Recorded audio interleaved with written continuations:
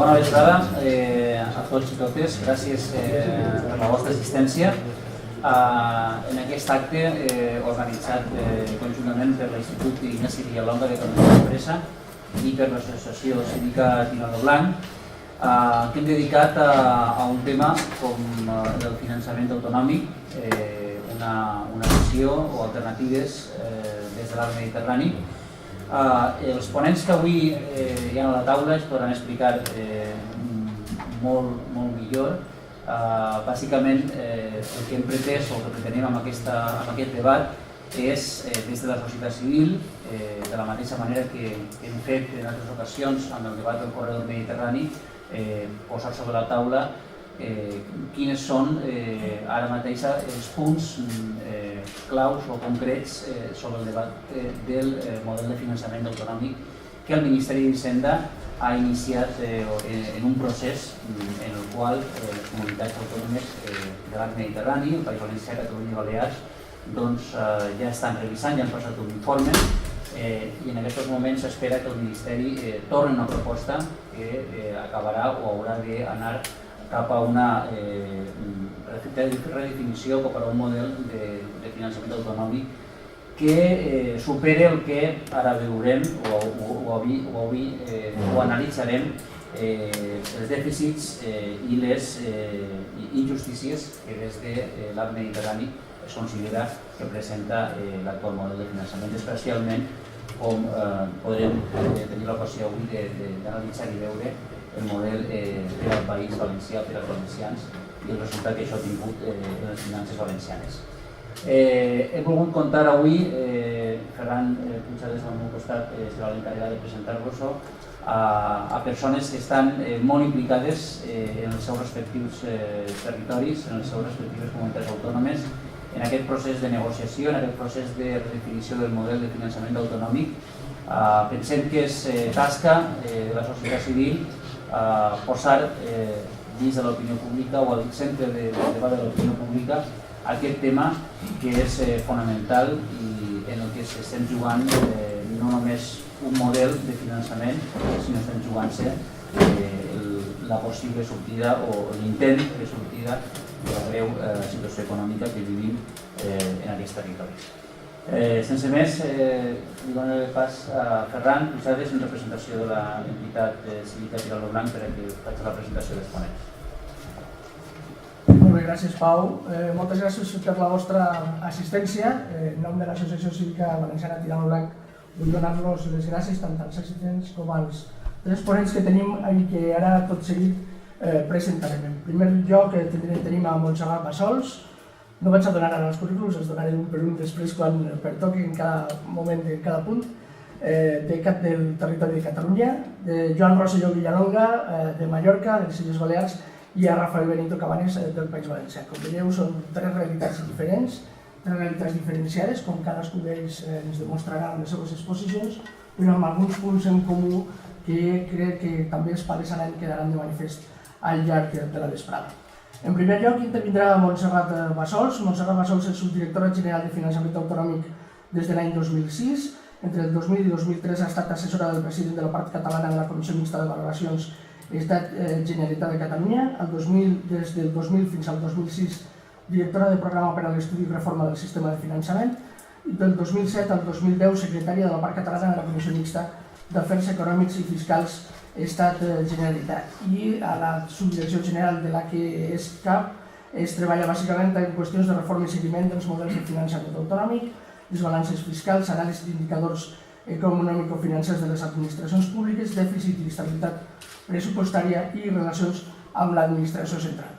No és poca cosa que té entre mans Montserrat Bassols i tot seguit com vulguis, aproximadament 20-25 minuts, fins a mitja hora és el que hem parlat que intervindrà cada ponent.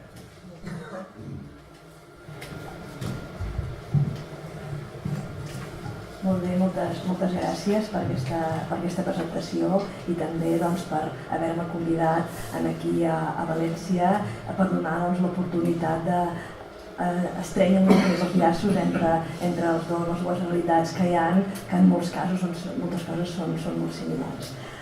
Com ha dit a la presentació, soc la subdirectora del Finançament Autonòmic del Departament d'Economia i doncs, porto allà des dels principis de tots els models de finançament. Per tant, he tingut la sort de viure diferents responsabilitats a tot el procés de descentralització i de totes les reformes del model de finançament, que això ha sigut un camí bastant llarg i tortuós.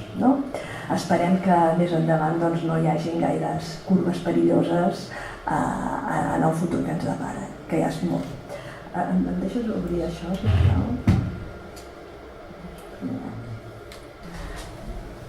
Bé, en primer lloc volia donar-vos una mica una perspectiva de com estem descentralitzats a la nostra realitat. Aquí us hem presentat aquesta mena de pastissos on hi ha la distribució percentual de la despesa pública per nivells de govern a països bastant descentralitzats com el nostre. Aquí veiem que en el nostre cas tenim el pes de la despesa. Aquí quan diem estatal no vol dir l'Estat, això és com que és una estadística a nivell internacional. Quan diem estatal volem dir, en el nostre cas seria l'autonòmica, és aquest part del pastís que surt una mica del cercle. En el cas nostre veiem que les comunitats autònomes tenen un nivell de despesa relativament important, o sigui, tenen aquest 34% del total de la despesa pública està gestionada per les comunitats autònomes. Percentatge que és similar o inclús superior a molts dels països que nosaltres tenim com de referència a grans països federals, com per exemple d'Alemanya, on veiem que els Länders, que són els governs regionals d'allà, tenen una despesa que representa el 23% de la despesa pública, o sigui, 10 punts menys que el nostre cas. A Canadà veieu que tenen un pes molt més important, les províncies d'allà al Canadà. I a Suïssa veiem que té un pes bastant similar. Això és només una mica perquè ens fem la idea de la magnitud del que estem parlant. Aquí no hem distingit el nivell de competències que puguem tenir i d'autonomia respecte a la despesa. És únicament la despesa gestionada, sense distingir la capacitat de poder modular més o menys aquesta despesa. Però ja ens dona un indicador de la rellevància que tenen les comunitats autònomes en el nostre estat. Pensem que gestionen, com tots sabem, temes com tota l'educació, tota la sanitat, que per exemple a Alemanya la sanitat està centralitzada. Aquí aquest 34%, un gruix molt important, són els serveis que es presten directament a les persones com molt vinculats al que és l'estat del benestar. Després de veure el nivell aquí de la despesa pública, passem ara a veure com és el pastís dels ingressos. Aquí veiem ja que canvien una mica més els percentatges, perquè aquí el que estem pintant és tot el conjunt dels ingressos públics en termes d'impostos, a on van a parar. O sigui, els impostos que paguen tots els ciutadans, un 22%, quasi el 23%, va a parar a les comunitats autònomes. A Alemanya també un 22%, a Canadà aquest 42% i a Suïssa un 24%. Per tant, això què ens ve a dir la comparativa d'aquests dos quadres que hem passat abans? Per un cantó, les comunitats gestionen un 34% de les despeses, tota la despesa pública, i per l'altre tenen uns ingressos impositius d'aquest 23%. Llavors això, com quadra això? Com quadra? Doncs això quadra corregint aquest desequilibri vertical que hi ha entre l'Estat i les comunitats autònomes, de manera que l'Estat el que ha de fer és una transferència de recursos a les comunitats autònomes. Això és el que en diem desequilibri vertical, que repartim els impostos d'una manera i les despeses amb competències d'una altra. Una mica això és perquè veiem l'estructura global del nostre sistema aquí. Què passa quan volem muntar un sistema de finançament descentralitzat, que és el cas nostre? És com una mena de procés, podríem dir-ne. En primer lloc, hem d'assignar uns impostos a diferents nivells de govern. En el cas nostre tenim uns impostos que estan compartits amb l'Estat, que són l'IRPF, l'IVA i els impostos de societats. Una part de la seva recaptació està compartida entre l'Estat i les comunitats autònomes. Hi ha uns altres impostos que estan cedits totalment a les comunitats autònomes, I llavors hi ha també unes altres transferències, que és el que ve després. Per tant, els impostos que hem assignat són una part compartits i una part cedits totalment a les comunitats autònomes. Però hem vist que amb això no n'hi ha prou per cobrir totes les necessitats de despesa que tenen les comunitats autònomes. Per tant, hi ha d'haver algun mecanisme que corregeixi això. I són les transferències nivelladores, que és el terme genèric que podem parlar. Llavors ja veurem en el cas d'aquí quin nom tenen i quin nom també a diferents països. Per tant, tenim el que podríem dir-ne un mecanisme d'anivellament. I aquest anivellament per què es produeix?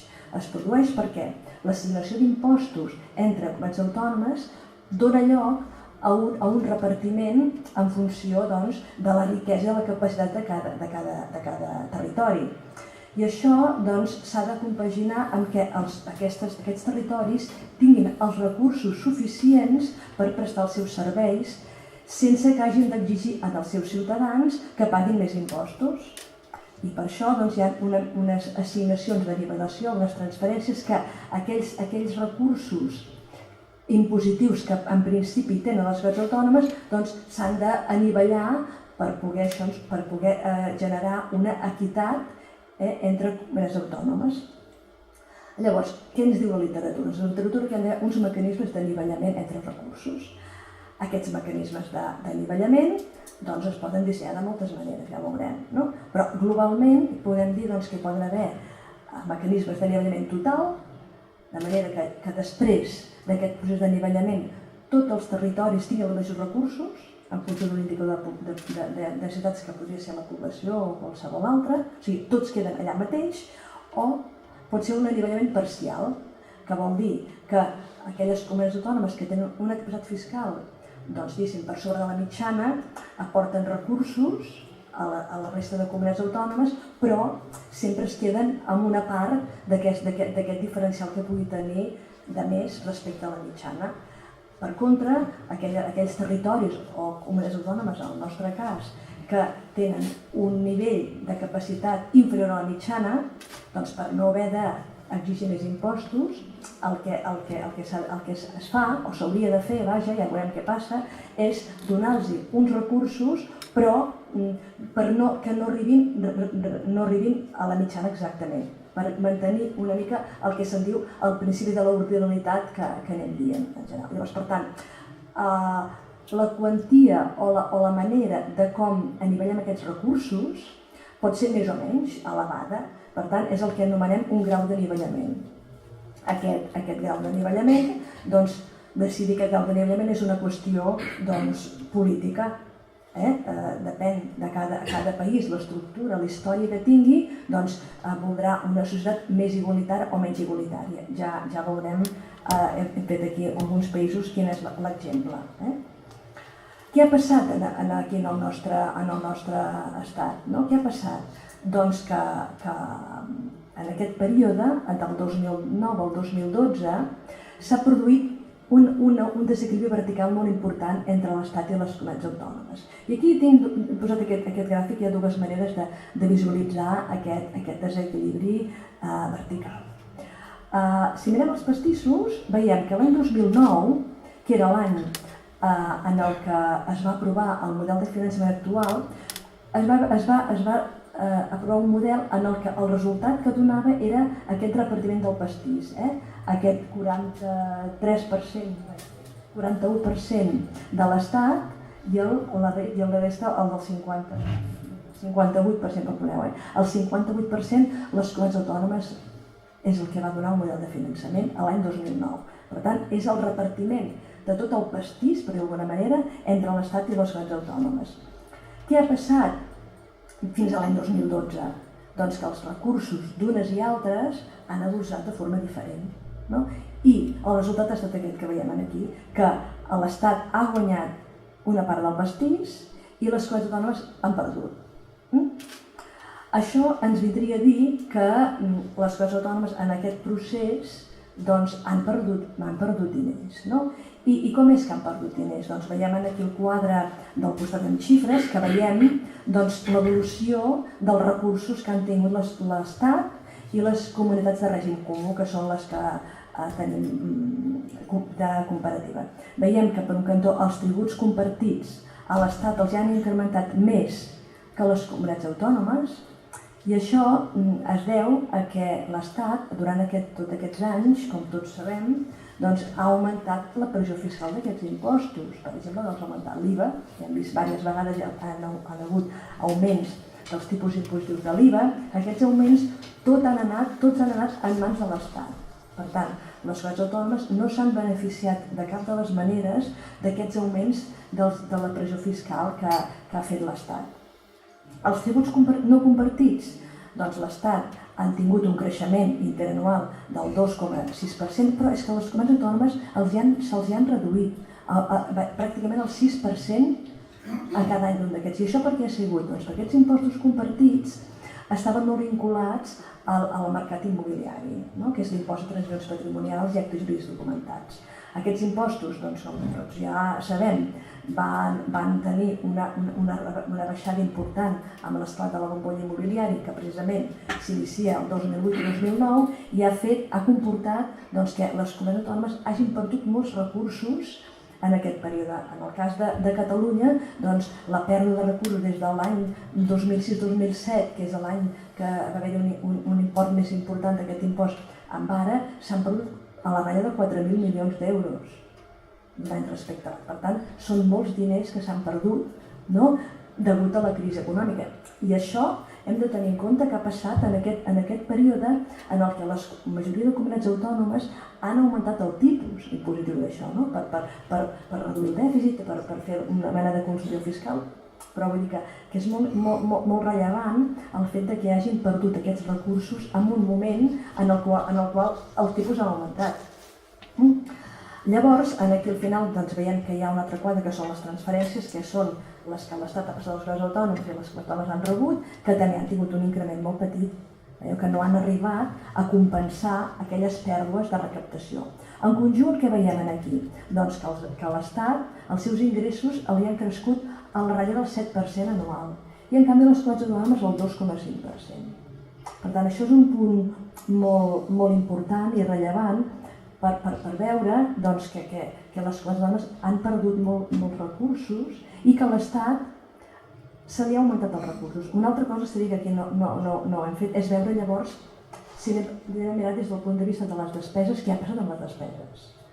Si les comunitats autònomes, amb un nivell de despesa molt vinculat a l'estat del benestar, ha tingut sempre una pressió molt més important. L'Estat té un altre tipus de competència molt diferent, amb unes despeses que potser podríem dir-ne que es poden modular més que les que van a les de les comunitats autònomes, que són molt més vinculades a les pressions de les persones. Bé, aquí jo he volgut que tinguéssim clar per un cantó el pes que tenen les comunitats autònomes en el total i en segon lloc veure què ens ha passat en aquest període, que és això que hem estat perdent bastants recursos. A continuació volia comentar-vos alguns arguments que hi ha a la literatura sobre el que és la nivell parcial respecte a la nivell total. O sigui, a la literatura del tema hi ha molts elements vinculats a l'eficiència i a l'equitat que ens diuen que és molt millor un sistema de nivell parcial que un de nivell total. Aquí he posat alguns exemples que hi ha, que també aquests arguments també depenen molt del model d'anivellament parcial que modifiquem, però un element clau en tot això és que tinguis, que si fas un anivellament parcial tens un incentiu a promoure el creixement econòmic, perquè si fas un anivellament total, qualsevol decisió que puguis tu fer per intentar impulsar el creixement econòmic, com que tot això té una traducció en els ingressos impositius, tu no faràs cap política de millora del creixement perquè no et beneficiarà. I a la contra, si és una comunitat autònoma que està per sota de la mitjana, tampoc tindrà incentiu a promoure el creixement econòmic si sap que llavors li tindrà els mateixos recursos que si no actua. Per tant, això és molt important de tenir en compte a l'hora de dissenyar un model de finançament, un sistema d'anivellament. Altres arguments són temes relatius a l'administració tributària, perquè en funció de com es dissenyi nivellament, doncs pots, a la comunitat autònoma que tingui capacitat per gestionar els seus impostos, pot modificar els recursos del seu anivellament, igual com temes relatius a la política fiscal. Depèn de com es calculi aquest anivellament, doncs pots intentar modificar o alterar l'anivellament en funció de tu puges o baixes impostos. Això és arguments molt teòrics, però que he volgut posar aquí, i més que res per destacar de manera important l'incentiu que ha de tenir un nivell parcial en el tema del creixement econòmic. També hi ha altres aspectes que hi ha més vinculats a l'equitat, que seria que si fas un anivellament d'aquest estil, evites uns efectes negatius en la redistribució dels recursos, que en comunitats autònomes amb un potencial de creixement puguin tenir uns recursos per poder destinar les infraestructures molt vinculades també al creixement econòmic. Aquí eren alguns arguments que surten de la literatura que he volgut deixar aquí plasmats.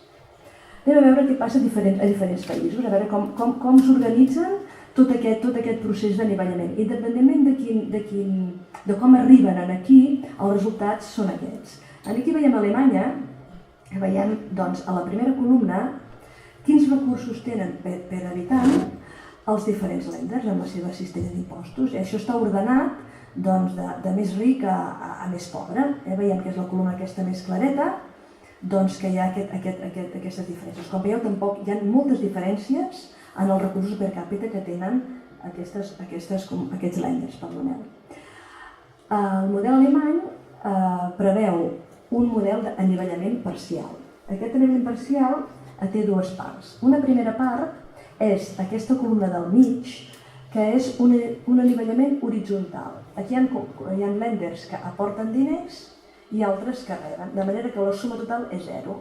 Aquí veiem que els länders que estan per sobre la mitjana aporten una miqueta, i els que estan per sota la mitjana creixen una miqueta, però no arriben mai a passar ningú del 100, a saltar de més a menys i de més a menys.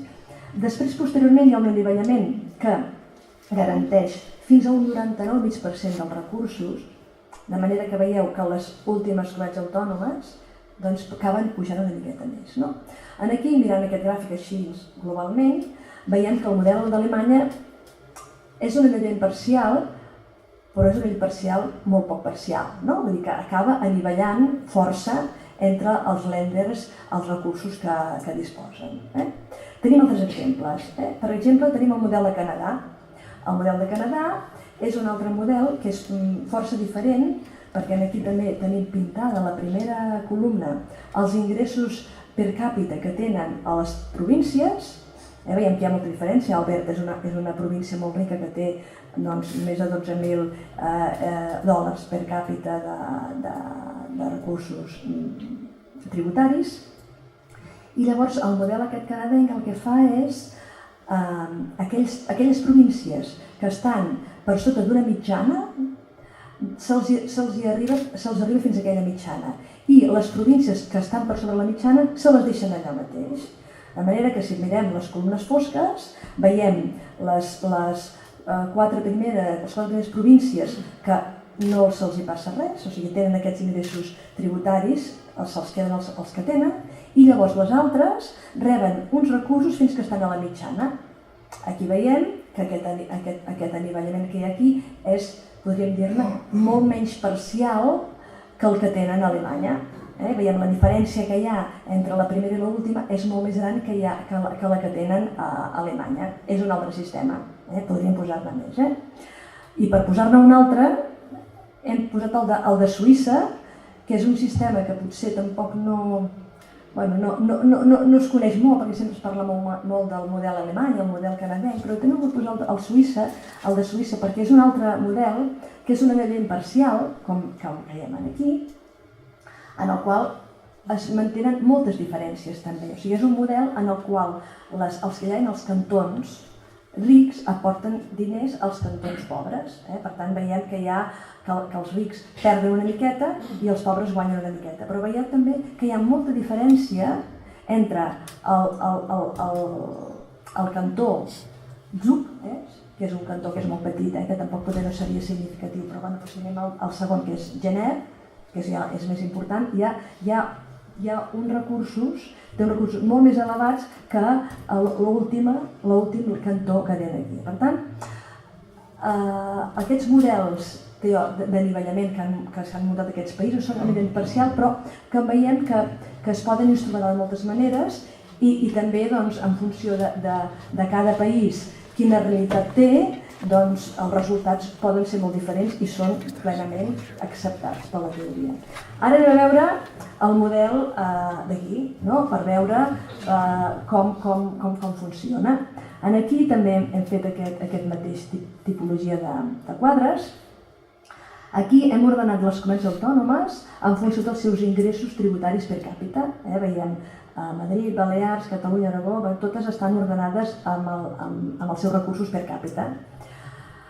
Si mirem la columna del mig, doncs aquí hem pintat com, si diguéssim, el procés d'anivellament primer que tenim en el nostre sistema. Aquest model d'anivellament primer és el que estableix el fons de garantia en el qual, com he dit abans, unes comunitats aporten i les altres reben. Aquí si mirem la segona barra, no sé si es veu gaire bé, la segona barra, veiem que les primeres comunitats aporten recursos, perden una mica de pes relatiu respecte de la mitjana i les altres, les que reben recursos, els creix els recursos per càpita.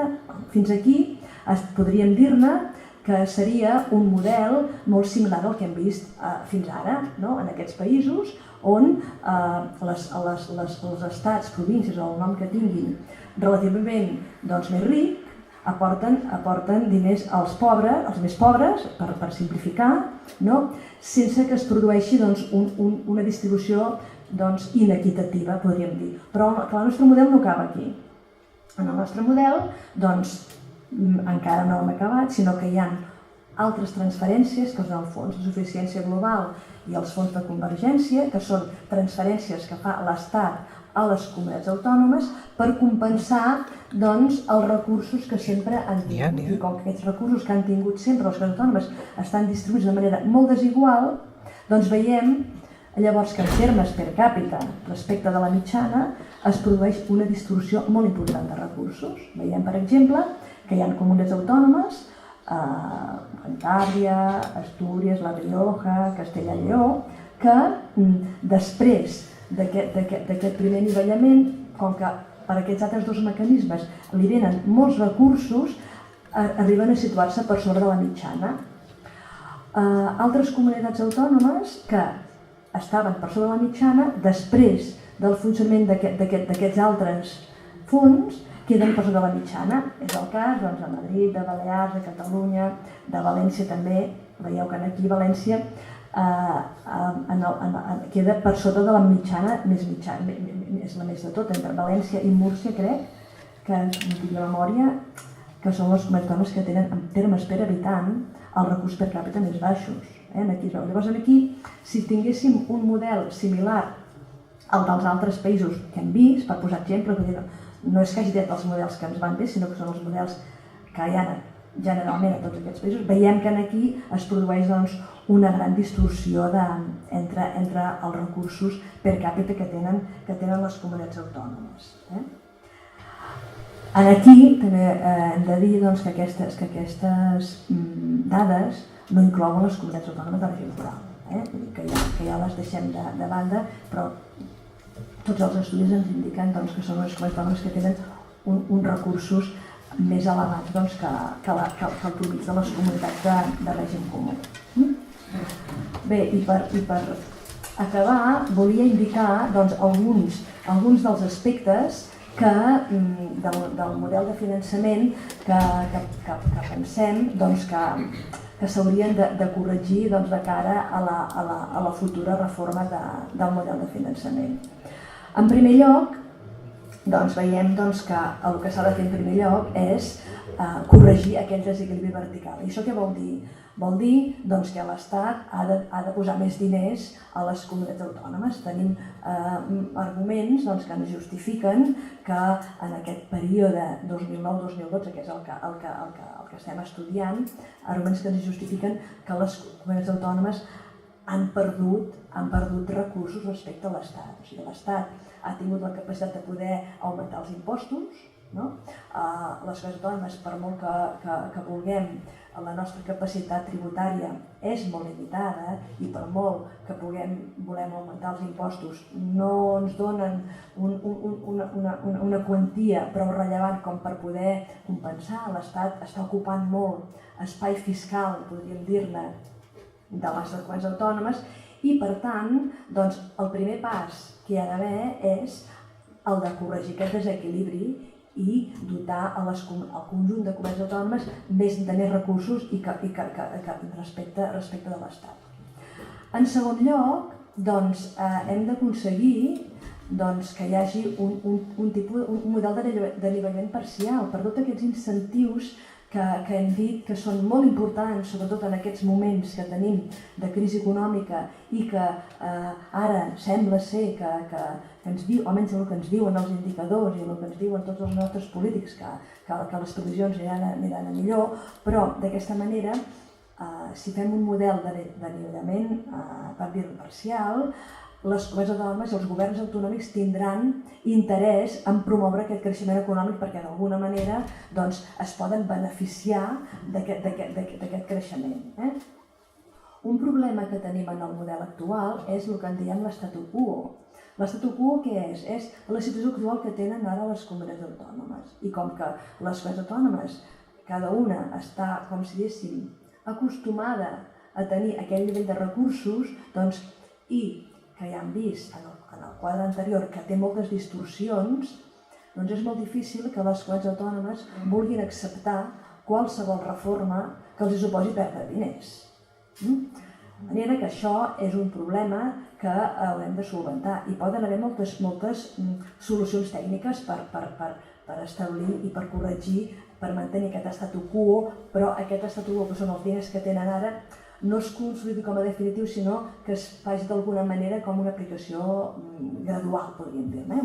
Tècnicament hi poden haver moltes solucions. De fet, tenim exemples d'altres països que han fet coses d'aquestes similars. Un altre problema que hi ha en aquest model és el que l'hem dit aplicació del model. O sigui, aquest model de finançament, com que les comunitats autònomes no gestionen els impostos grans importants, què passa? Doncs que l'Estat et fa un avançament dels diners que ell compta que et donarà. Llavors, al cap de 2 anys, et liquida la diferència entre el que ell va estimar i la realitat que hi ha hagut. Això ens provoca moltes distorsions de tresoreria a les comunitats autònomes, perquè l'Estat tendeix, podríem dir-ne, a fer unes previsions molt restrictives, perquè d'aquesta manera, en aquell any, no ha de pagar tants diners a les comunitats autònomes. De fet, estem veient que ara l'Estat està recaptant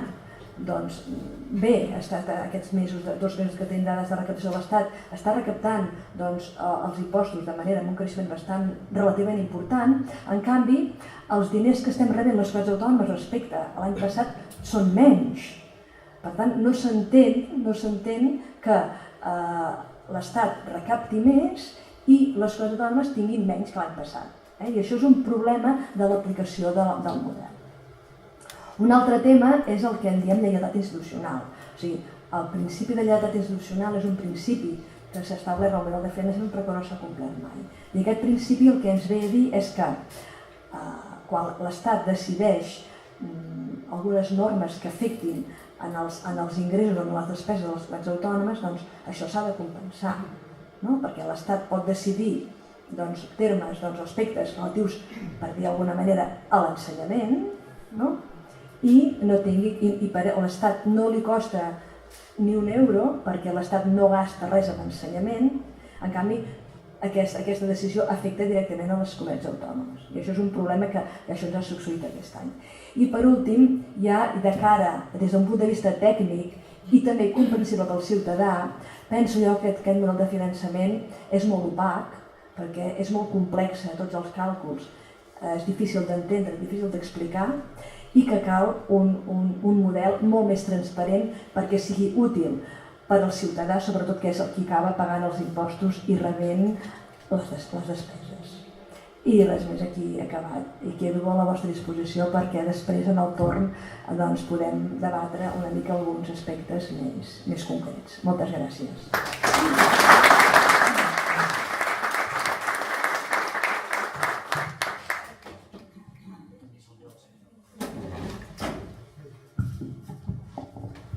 Molt bé, moltes gràcies, Montserrat. Crec que ha quedat perfectament enfocat el problema i la qüestió amb aquesta visió general que ens ha aportat, on han quedat paleses les mancances de l'actual sistema. Ens ha ensenyat models comparats de com funcionen d'altres territoris, diguem, de la mateixa fesomia quasi federal com és l'espanyola, i també ha avançat algunes de les propostes que esperem també poder anar desenvolupant al llarg del que queda de vesprada. Seguidament tenim a Joan Rosselló Villalonga. M'ho ha posat ben difícil perquè el seu currículum és ben extens i ben farcit. Anem a intentar resumir molt breument, perquè vos dic que ens trobem davant d'una autoritat davant de la qüestió del finançament autonòmic i de la gestió de les polítiques públiques. Va néixer a Sencelles, a Balears, en 1970, és doctor en Economia per la Universitat Pompeu Fabra, llicenciat en Economia. Ha estat becat per diverses universitats, la de les Illes Balears, beca Fulbright per a postdoctorats, beca de l'Institut d'Estudis Autonòmics, beca de la Universitat Pompeu Fabra.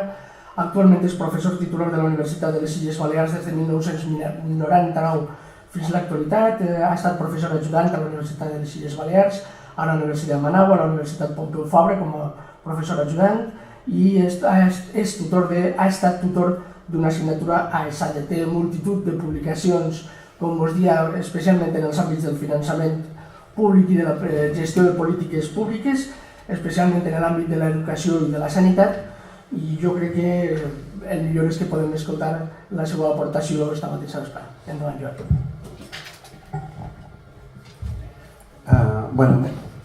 Bona nit a tothom i abans de res, moltes gràcies per haver-me convidat. Us puc assegurar que avui en un dia he recorregut quasi tots els països catalans, perquè m'he aixecat a Mallorca, he esmorzat a Barcelona i avui ja som aquí i tornaré a dormir a Mallorca si tot va bé.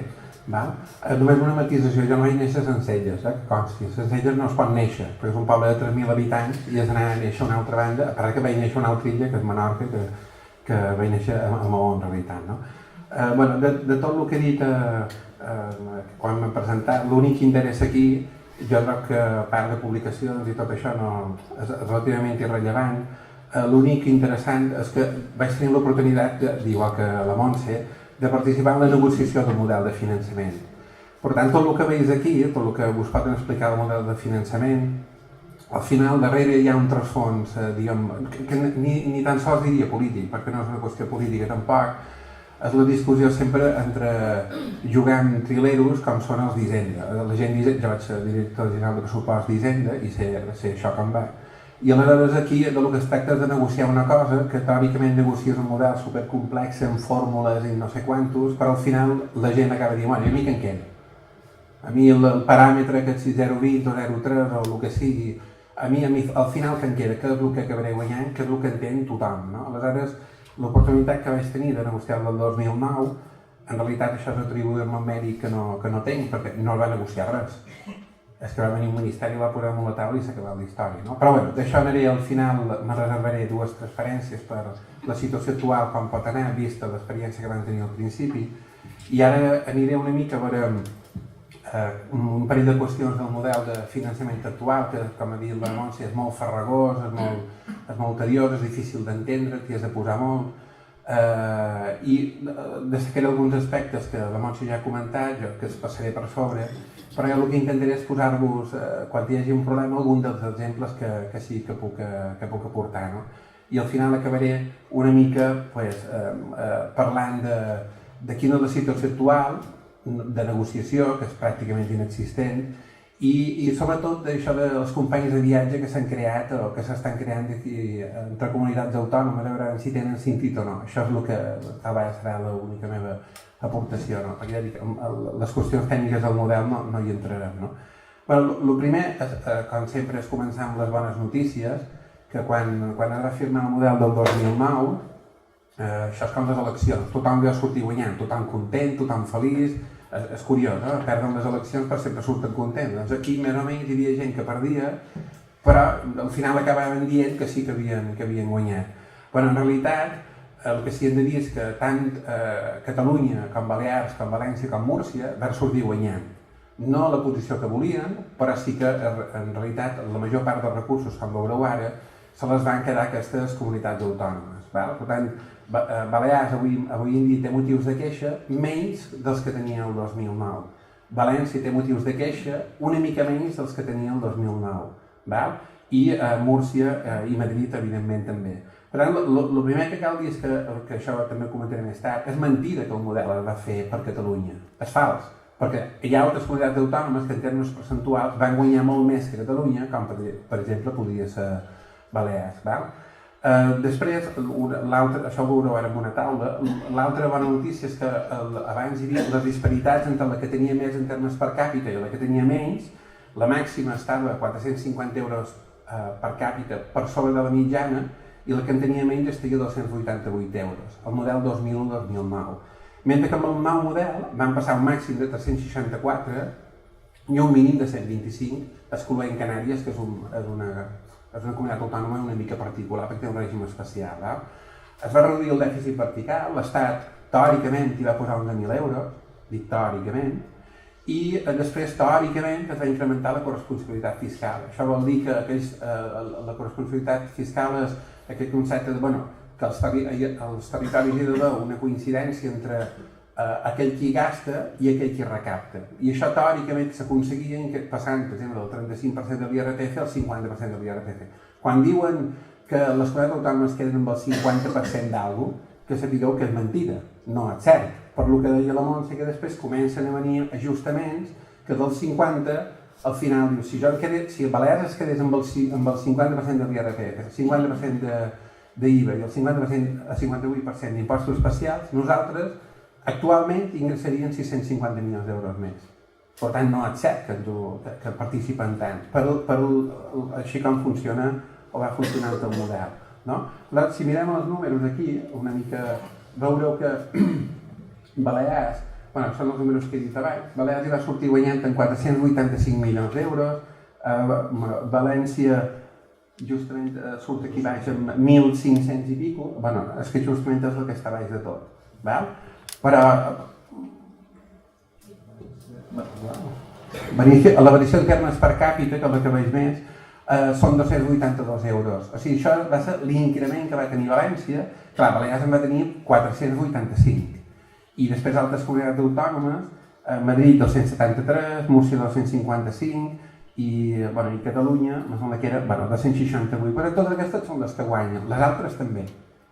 Però Madrid, Múrcia, València, Balears i Catalunya són les que en termes percentuals i en termes per càpita més hi van poder guanyar. Això per Balears representa que de ser l'última de totes passam a ser la desena. Saltant 5 punts, 5 llocs, no? València això no li va succeir, perquè fixeu el número seu és el 13, això vol dir que en el rànquing està el 13, o sigui que en termes relatius, en termes absoluts va augmentar, en termes per càpita va augmentar, però en termes relatius la seva posició no va variar gaire. En quant a com es van distribuir els recursos, això és tots els fons que es van anar posant per repartir una mica i tenir tothom content.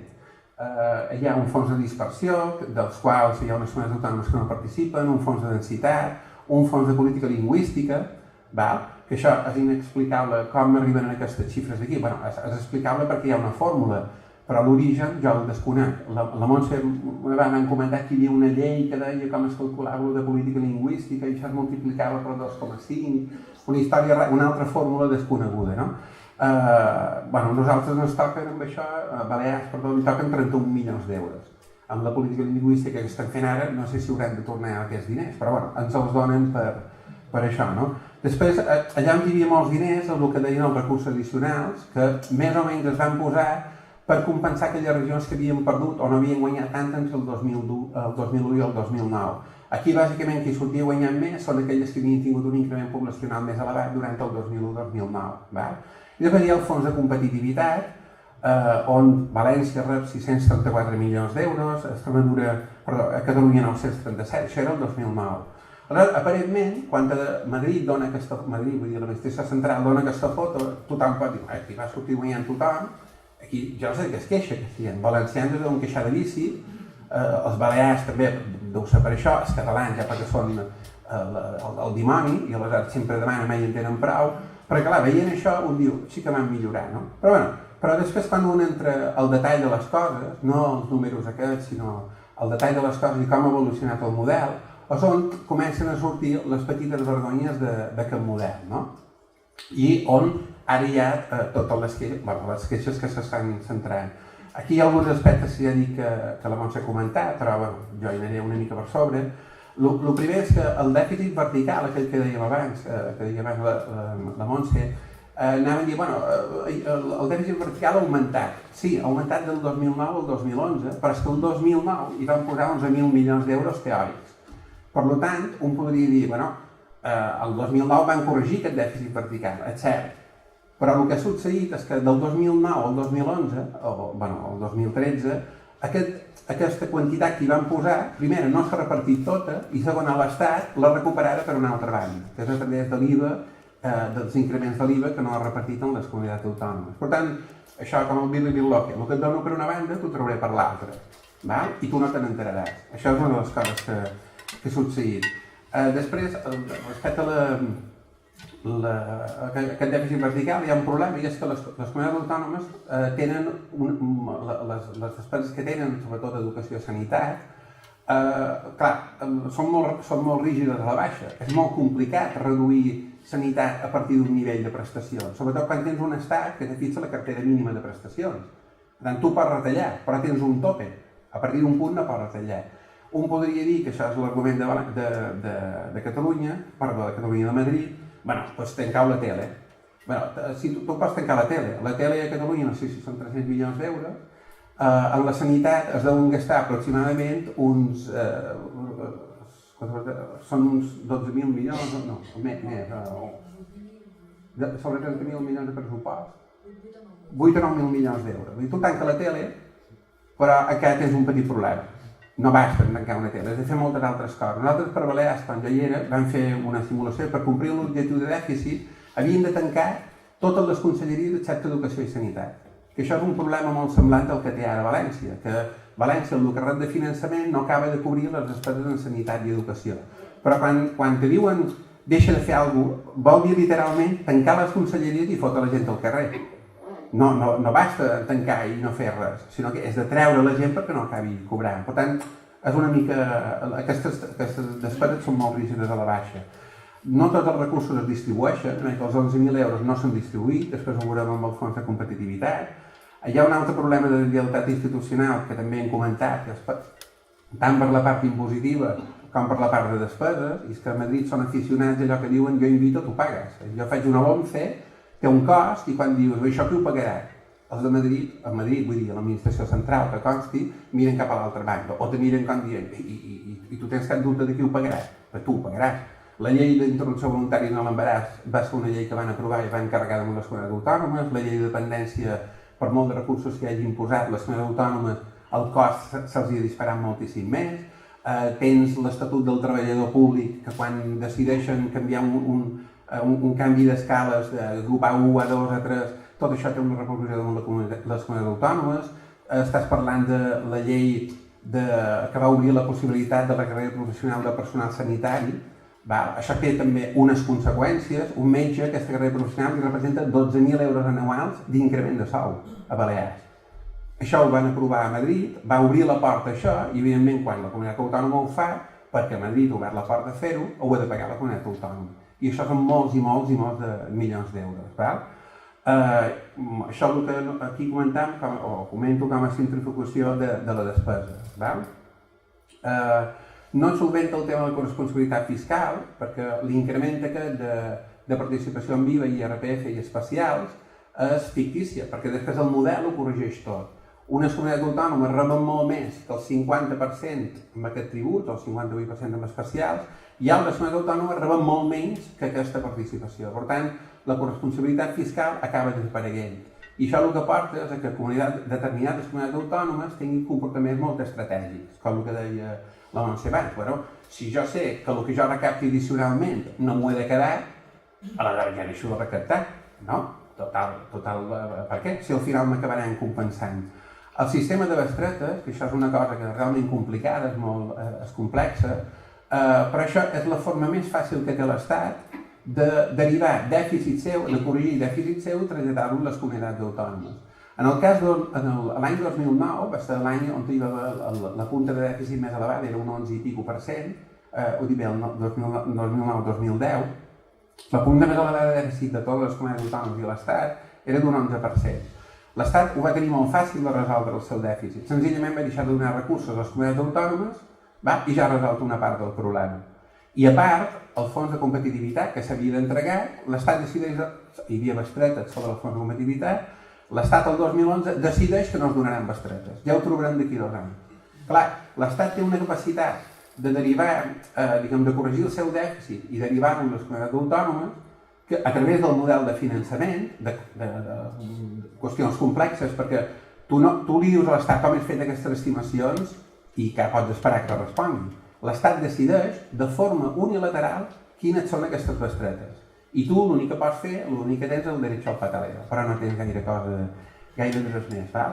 I després, una mica els resultats, que és una taula que ha ofert la Montse, però aquí canviarà una mica, i el que m'agrada és l'absurdo d'aquesta taula. Aquesta taula és una mica absurda, perquè això com queden, o dit d'una altra manera, en termes de renda PIB, les comunitats autònomes estan organitzades, estan ordenades de major a menor PIB, de riquesa, de generació de riquesa.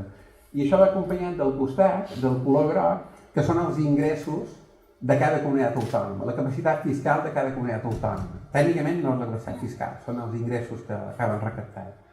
I el color blau són els recursos que acaben rebent després que el sistema ha actuat. Clar, el que un esperaria, que és el que hem vist a les transparències de Canadà o Alemanya, és que hi hagués que anés costi per avall, de dalt cap a baix, tant en PIB com en recursos, com en ingressos tributaris, la capacitat fiscal, com en ingressos. Però el que succeeix aquí és que hi ha un canvi que, clar, això ho mostres un alemany i diu, vosaltres perquè sou espanyols, perquè això no hi ha país europeu que ho pugui entendre, no?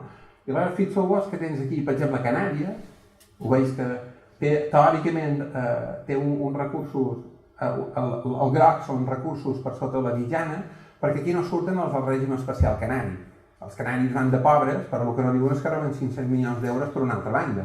Però bueno, no ho pagaran ara els canaris tot. Aleshores, si ho fixeu, el que importa és comparar la columna vermella amb la blava.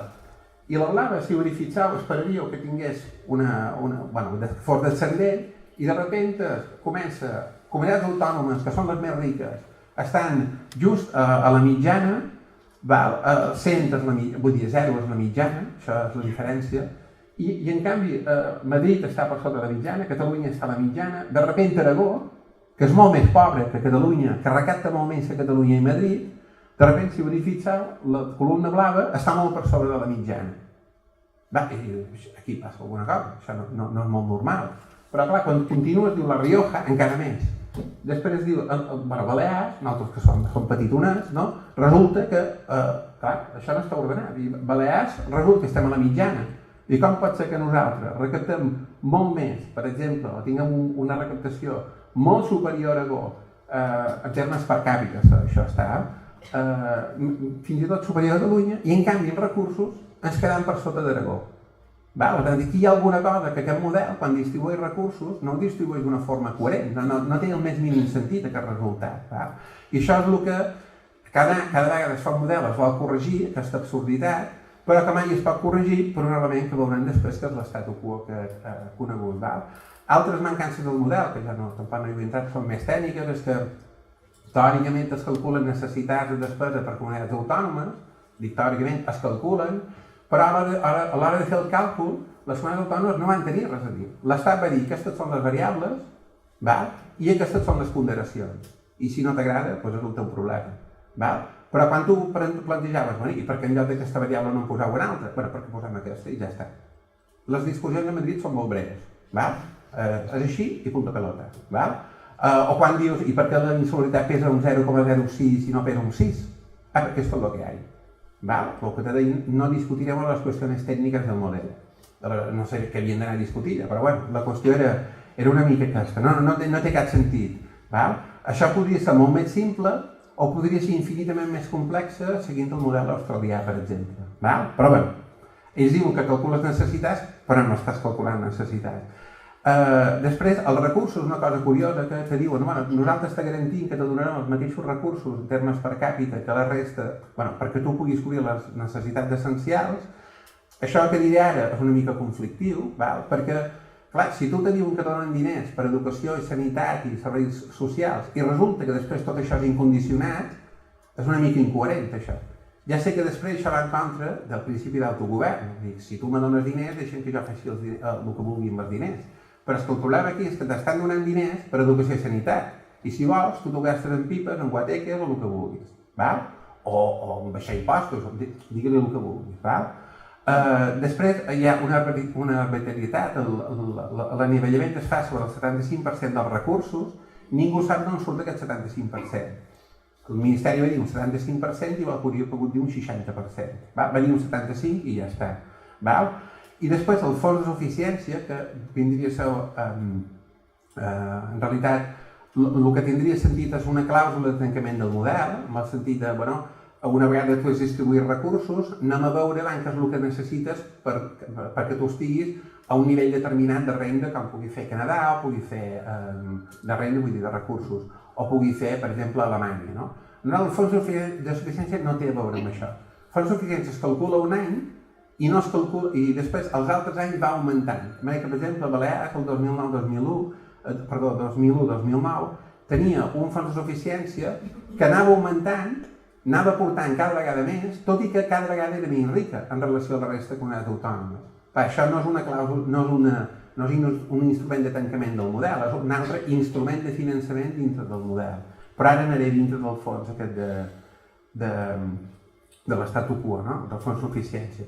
Després ens inventam una sèrie de fons que he mostrat a la primera transparència i que la Montse també ha parlat d'ells, i és el fons de competitivitat, que es crea. Clar, aquí estem fent un model teòric. Com que no ens agrada, ens inventem un fons. Com que la distribució encara no ens agrada, inventem dos fons més. I així successivament. I aleshores el fons de competitivitat es va crear perquè les comunitats autònomes, com Balears, Madrid, Catalunya, etc., que recaptaven molt més. La recaptació està molt per sota de la mitjana, rebien molt per sota de la mitjana, i això era una manera de compensar-los. I els deien, aquelles comunitats autònomes que després de la distribució de recursos tinguin uns indicadors de capacitat fiscal per sobre de la mitjana amb un número determinat, els permetrem arribar a la mitjana. És a dir, en lloc de jo, Balears, que està 22 o 14 punts, no me'n recordo ara, per sobre de la mitjana de capacitat fiscal, aquest model ens portava a 88 punts, és a dir, 22 punts per sota de la mitjana. Passàvem de 114 o 115, el número que sigui, molt per sobre de la mitjana, i passàvem a 80 i pico. També que ens inventen un fons que ens el donen. I allà hi posen uns, tot d'un eren 2.900 milions d'euros, així, ara ja ha anat augmentant, però resulta que no se'ls gasten tots. I és curiós que València participa en aquest fons, però queda lluny de la mitjana. Perquè les restriccions que hi posen impedeixen que València pugui guanyar més, igual que Múrcia, que queda també per sota de la mitjana. Per tant, s'inventen un fons on pensar per unes comunitats autònomes, però quan n'hi entren unes altres, perquè potser la fórmula no els hi ha anat bé o perquè no ho havien previst, resulta que no poden arribar a la mitjana perquè els fons, han posat una norma que impedeix que, per exemple, València, a través d'això, podria rebre X centenars de milions d'euros més. Però no volen que sigui així. I després, una mica perquè veieu com funciona, això són en valors absoluts, posaré l'exemple de Balears o València, és igual. Aquí la columna la quinta columna es posa total tributs, això seria el que, per exemple, a Balears es recapta, 2.391 milions d'euros. Això seria el nostre 50% d'IRPF, 50% d'IVA, 51% de tributs especials, i bueno, la resta de tributs cedits.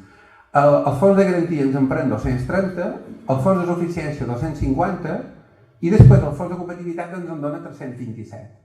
Com aquell que diu, si no ho hauríem pogut fer amb un fons i ja estava. No, en vam haver de fer 3. I després, Balears té una cosa que es diu disposició addicional tercera, que encara mos donaven diners per una altra banda, si es donaven unes condicions. En el cas de València, si ho fixeu, ara ho veureu amb índexos, que és més fàcil de veure, València també recapta, la seva capacitat són 8.226 milions d'euros, el fons de garantia n'hi dona 739, i després el fons d'eficiència n'hi lleva 170 i 634 que venen de fons de convergència. Total, que es queda, si ho fixeu, una mica semblant a com estava abans. En termes respecte a la mitjana, queda pràcticament igual. I aquesta entre cometes, és la desgràcia de València, que es queda igual com estava. Que el que recapta és el que li donen. És una desgràcia perquè n'hi ha d'altres que el que recapten quasi no es duplica, però sí que es multiplica per 1,5 o per 1,6. En termes de... Això és una taula que, aparentment és molt... Això és aquesta taula que consti que surt de la Generalitat de Catalunya. Aleshores, de cada any, la primera columna és la capacitat total, són els ingressos totals tributaris, després l'efecte del fons de garantia, l'efecte del fons de suficiència, el fons de cooperació i el de competitivitat. Aleshores, si ho fixeu, el problema el tenim amb l'efecte a moltes comunitats autònomes del fons de suficiència. Fixeu-vos en Aragó, agafarem el primer any, que és el 2009, Aragó tenim, la seva recaptació són 107, respecte a la mitjana, en termes per càpita. El fons de garantia n'hi treu, el fons de suficiència global n'hi afegeix, i el fons de cooperació n'hi afegeix més. Total, que passa al final, em sembla que passa de 107 a 104, crec, no? He dit Aragó, sí, a 104. És com València, més o menys es queda així com estava. Però el que passa és que si després tu te mires Cantàbria, recapta molt, efecte de Banc de Santander, i al final acaben, la seva capacitat tributària són 113, i al final acaben en 118. I tu dius, són 5 punts més, i per què? I aleshores això és el que no acaba d'explicar el model, excepte el que veurem ara també per anar acabant. És l'efecte que comentava abans la Montse de l'estatu quo del fons de suficiència, que a mi és algo que encara no entès ningú. Jo estic segur que si aquí us pregunto en un moment, vosaltres esteu d'acord en que ningú surti perdent? Tothom dirà, clar, faltaria que qualcú hi perdi, no? Però la pregunta, i per què no hem de perdre? Perquè això el que està dient, vosaltres penseu que el fons de garantia el que fa és igualar segons necessitats, calcula un indicador de necessitats per cada comunitat autònoma. Per tant, tothom, teòricament, rep els diners per cobrir aquelles necessitats, almenys respecte a la mitjana. I de sobte venen i diuen, no, però ningú hi pot perdre respecte a l'any anterior, respecte al model anterior. I aleshores, quan aquí, comunitats autònomes, reben ja ho hem vist, una rep potser 500 milions, altres 1.000 milions, es reparteixen 10.000 milions en total. Però la qüestió és, com explicau això? Com expliques tu que calculis un indicador de necessitats, calculis necessitats, i de sobte diguin, però com que no t'abasta respecte a el que tu gastaves, jo te'n donaré més.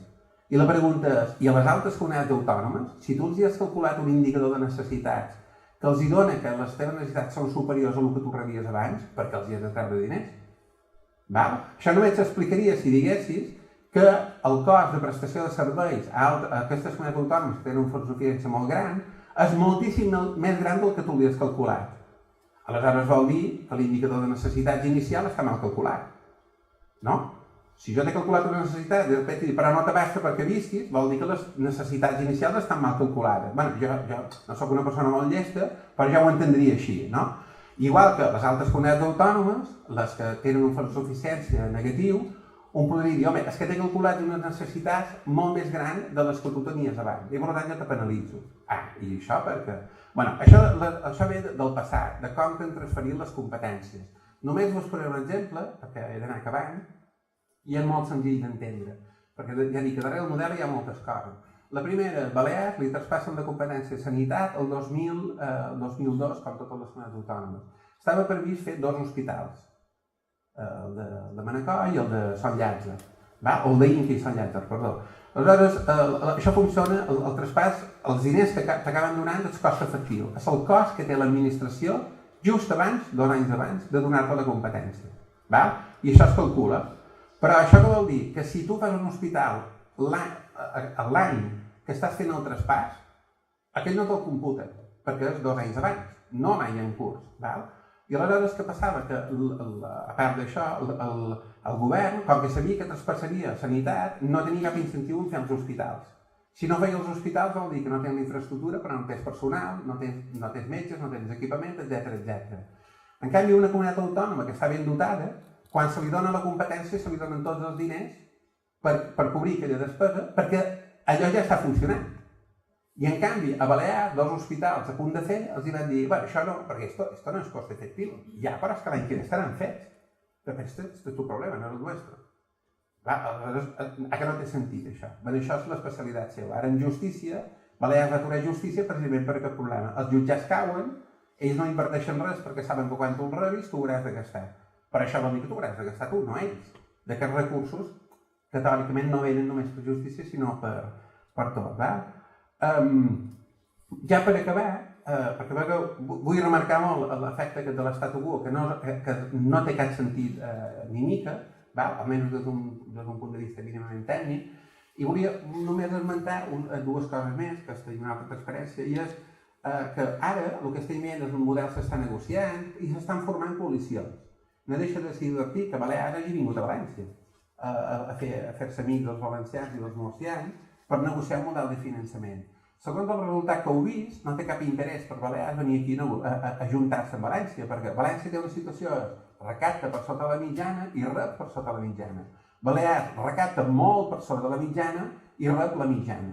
Quin incentiu ha de tenir Balears per venir amb algú? L'argument polític és, home, quan t'has d'anar a demanar, vol més anar-hi amb un poble, que sembli que tu també tens una part de raó, que no, clar, a Catalunya no es poden seure junts perquè és el dimoni en cova, I Madrid, per qüestions internes del PP, no hi poden anar perquè, clar, marianista, guirrista i coses d'aquestes, aleshores han vingut a València i Múrcia. Quan, per estratègia o per la situació del model de finançament dels recursos que tenen, és radicalment diferent. Després s'han ajuntat Extremadura, Cantàbria, han fet el grup, hi ha los tres tenores, que diuen els d'Extremadura, i després hi ha unes quantes comunitats autònomes més que s'han ajuntat, que aquestes sí que tenen interessos relativament comuns, i és que estan molt per sobre de la mitjana i no volen que els toquin. I després Madrid va una mica per lliure i Catalunya té la situació que té i segueixen l'estratègia que hagin de seguir. No es casen amb ningú, com aquell que diu en aquest cas. Per tant, això no té, aquesta distribució d'amics no té gens de sentit. I ja per acabar, només fer un breu esment de com està la negociació. Ja us dic que això, en molt de casos, és perdoneu que quan xerri no sigui tan formal, no són formals, perquè això, quan tu ho he viscut, un veu que això és un joc de trileros, i ara el que fa el Ministeri és enredar. Vosaltres presenteu un informe, després ja us presentaré una contraproposta, després obrirem un període on presentareu propostes. No us preocupeu que les propostes, ells del model ja fa estona que el deuen tenir fet. El que passa és que ara hi ha que fer una mica el paripé i supos que abans de les eleccions hem de mostrar què és el que donaran i el que no donaran.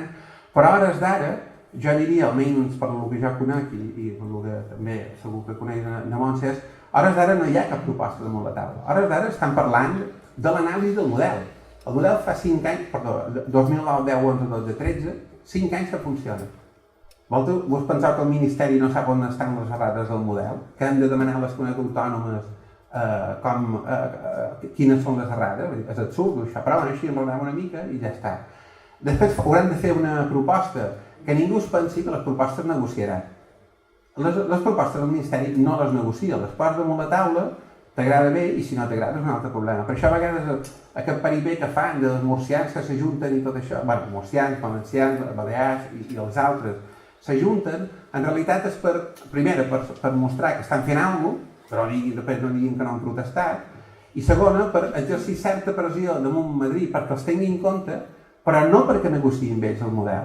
El model de finançament anterior es va conèixer un dia damunt la taula, es va posar damunt la taula, i quan les comunitats autònomes, el grup de treball del matí, deien això no ens agrada, esto no se discute aquí, se discute esta tarde con los consejeros. Quan hi havia els consellers i els consellers d'Economia o d'Hisenda deien home, això, aquesta part del model no ens agrada, la ministra deia esto no se discute aquí, presentamos el modelo, lo aprobamos, però esto se discute en sede parlamentària. I el Parlament, evidentment, no van fer cas a ningú.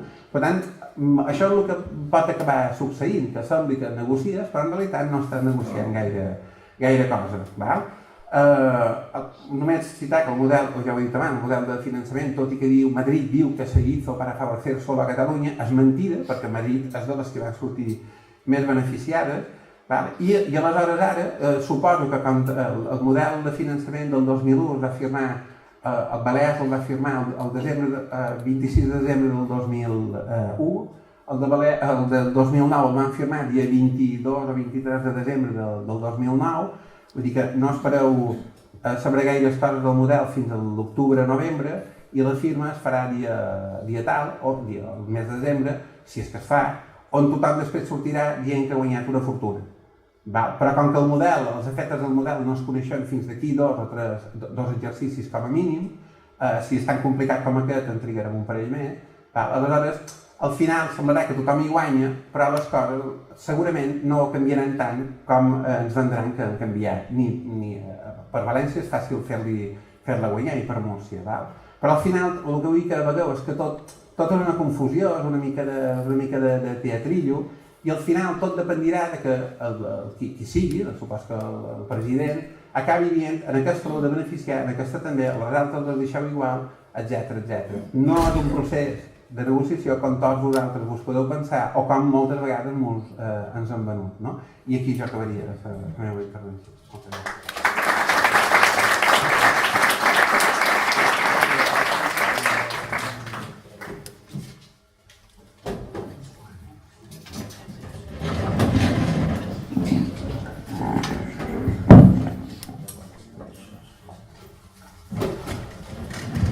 Molt bé, moltes gràcies, Joan. Jo crec que ha estat una visió també ben aclaridora sobre qui tenim enfront en l'estat espanyol, no?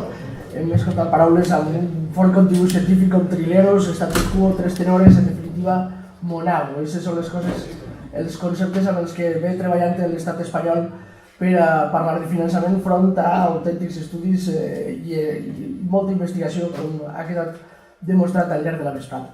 Bé, per acabar, vull presentar-vos al ponent valencià, el que juga en casa i en casa per partida doble o triple, com van explicar. Rafael Benito Cabanes és analista financer de professió, estudia Ciències Econòmiques a la Universitat de València i és màster en Direcció d'Empreses per la mateixa universitat. Diplomat en financer per l'European Financial Planning Association Espanya i ha estat regidor d'Hisenda i de Promoció Econòmica de l'Ajuntament d'Ontinyent a la Vall d'Albaida. A més, ha estat i és encara, crec, membre del grup d'experts designats per les Corts Valencianes per a la confecció de l'estudi sobre la incidència del finançament autonòmic en les polítiques de la Generalitat.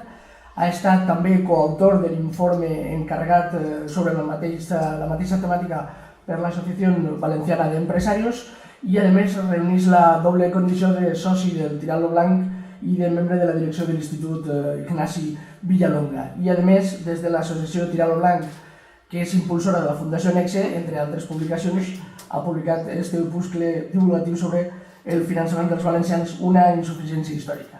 Sense res més, Rafa, com vulguis. Moltes gràcies. Primer que res als organitzadors per haver-me invitat a fer aquesta exposició i als assistents també, però com no als dos ponents que m'han precedit perquè són els que han fet el gran esforç per estar així i preparar la seva entrevista. Jo, en tot cas, sí que vaig a ser poc acadèmic, també vaig a donar una visió no molt des de l'àmbit de l'administració pública, sinó que vaig a fer-ho des del punt de vista de qui agafa una informació, l'analitza, arriba a unes conclusions i per la vessant que he tingut que compartir amb gent de diferent sensibilitat política una anàlisi del model de finançament i, sobretot, el més important, unes conclusions i unes propostes per evitar aquesta situació. Però com que pot allargar-se molt, el que vaig a fer és centrar-me molt en fer una lectura des de l'òptica valenciana, però sense obviar les dades dels altres territoris. I com que el model de finançament, com ja han dit els ponents que m'han precedit, ha vingut molt condicionat per quina ha sigut l'evolució econòmica, començaré per ell. És a dir, és un model, salta l'índex perquè si no es desprendríem just de temps, és un model que es dissenya l'any 2009, que era la fase inicial ja encara no havíem abordat suficientment la recessió en unes xifres que eren particularment o encara eren prou optimistes. De fet, tingueu en compte que quan es reforma el model del 2009, el Ministeri el fa les entregues a compte en funció de la recaptació estimada en el 2007, amb la qual cosa infla els fons que li promet a les comunitats autònomes, es anticipa una part important i als 2 anys quan liquida es demana que tornen el que s'havia enviat de més. Per tant, m'interessa molt el tema de la situació econòmica perquè també m'interessa insistir, malgrat el que han dit els responsables polítics d'aquest territori, que estem en una comunitat autònoma pobra de solemnitat.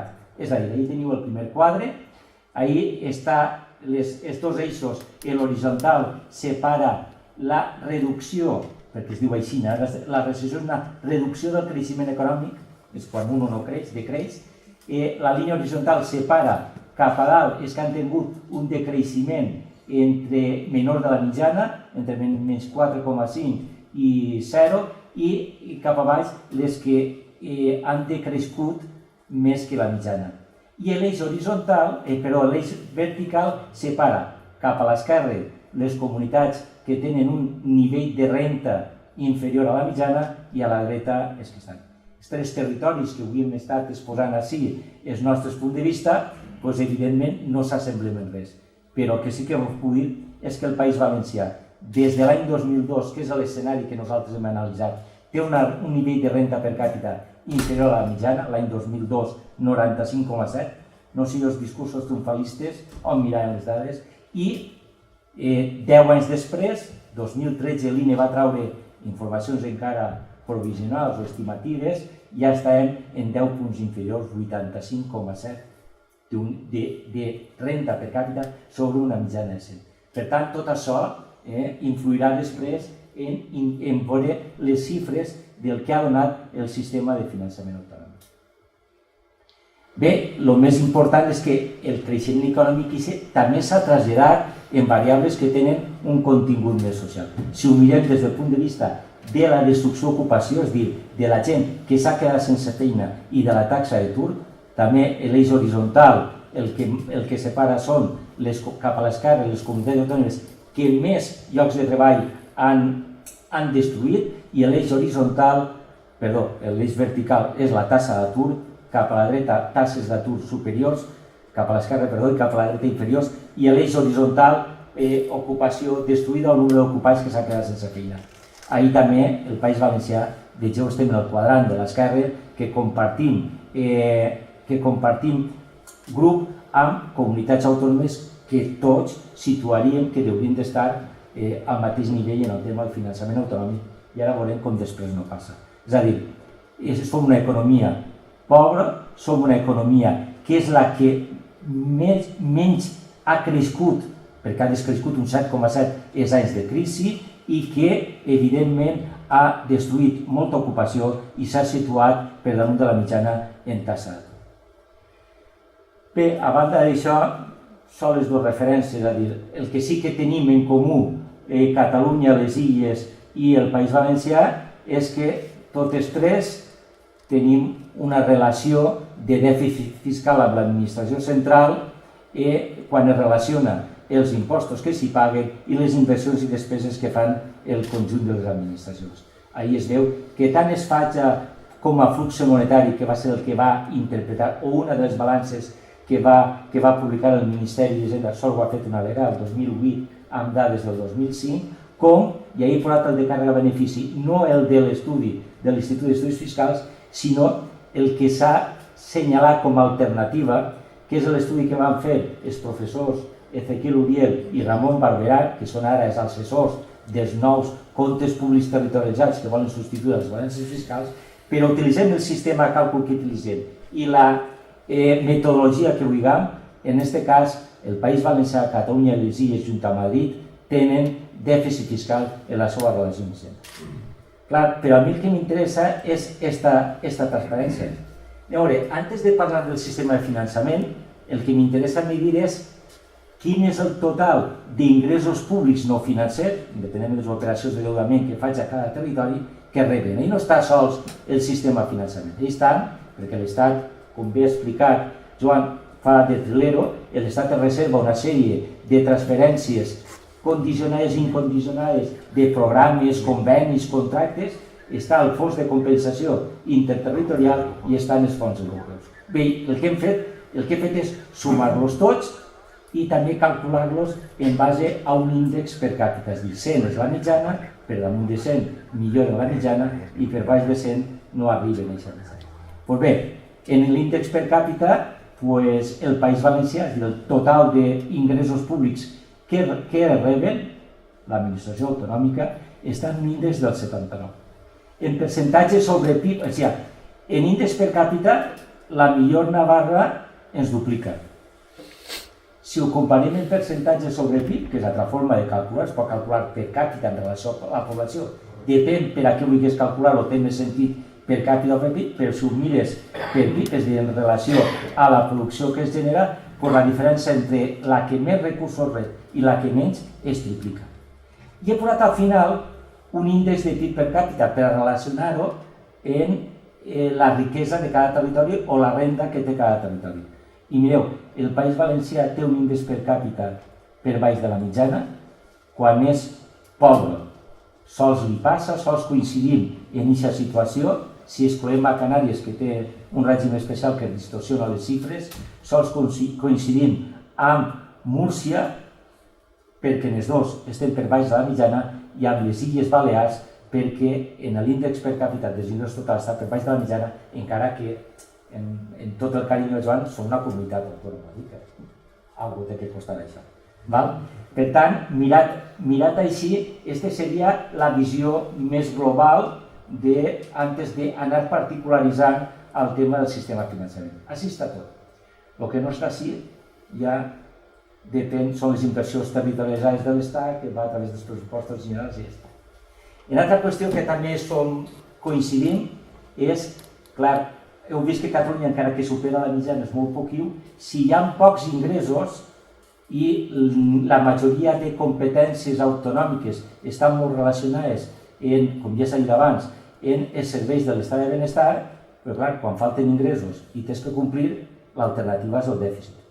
I evidentment hem tingut una època, ara no, però venim d'una època en què era fàcil endeutar-se, no sols als particulars, a les empreses, sinó als governs autònoms també, perquè els diners fluïen amb certa facilitat.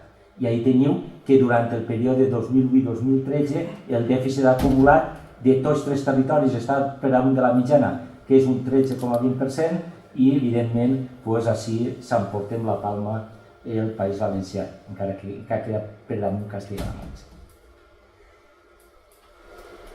I evidentment quan en el tema de l'endeudament, si hi ha dèficit anem i s'endeutem, però així hi ha una explicació que sí que m'agradaria donar, i és que l'endeudament del País Valencià antes del 2008, que és l'època que hem analitzat el dèficit, era tan elevat que ara mires quina és la participació de l'endeudament total de les comunitats autònomes i el País Valencià està en el 15%, molt lluny del pes que li toca com a població i com a PIB, que estaria al voltant del 10, estem en un pes de 5 punts, però es mantenem en el 15% des del 2002 fins al 2013.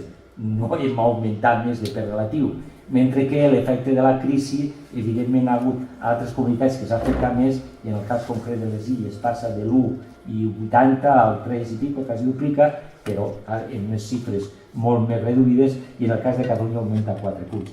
Però insistís, en l'endeudament som els primers, però és segons en xifra absoluta, 32.000 milions d'euros, ahir res, i els primers quan relacionem aquest percentatge d'endeutament en el PIB. És una situació d'asfíxia financera en una càrrega, en una motxilla, que això és difícil de digerir. Clar, i com que estem tan endeutats i els mercats ja no es fien, en això també coincidim tots tres territoris, no ens queda més remei que anar a demanar el finançament que no donen els mercats ni els bancs al Ministeri d'Hisenda. I allí ens esperen com un bon trilero que ha explicat jo. I evidentment tot l'endeutament que s'ha pogut accedir des del 2008, que es tanquen els mercats, fins ara, es dona a través, el Ministeri d'Hisenda ho dona a través de dos fons, el fons de liquiditat autonòmica i el fons de pagament a proveïdors. Si mireu, en els dos, si anem al total, el 60% dels fons que ha facilitat el Ministeri d'Hisenda a través d'aquestes figures ha anat a parar a Catalunya, País Valencià i les Illes. I en xifres absolutes, Catalunya el 35,3%, País Valencià el 20%, clar, si relacionaran el PIB, ahir també nosaltres hi estem guanyant. Tenim una situació complicada i una dependència absoluta del Ministeri d'Hisenda. Qui tinga que anar a negociar en nom del govern valencià estaran esperant allí, perquè evidentment, clar, qui el dona la finançació per a que pugui seguir funcionant està esperant a l'hora de limitar les seues pretensions. I fins ahí, en què coincidim? El model o el resultat del sistema de finançament. Clar, totes les xifres que s'han presentat així són totes certes, totes ixen de la mateixa font, però clar, quan es mostrem, cada un intenta mostrar aquell aspecte que més creu que dona una visió global. Nosaltres el que fem així, a través de la comissió d'experts, ho hem fet sempre, és no intentar analitzar la situació puntual d'un any, perquè la situació puntual d'un any, quan es negocia el model com es negocia, pot distorsionar-lo. Entonces, tots els resultats del sistema de finançament autonòmic o del rendiment d'aquest sistema es mostrem en funció dels diferents models. I hem agafat a partir del 2002 perquè és l'any en què totes les comunitats autònomes accedeixen a la competència de sanitat, que és l'última que es va distribuir.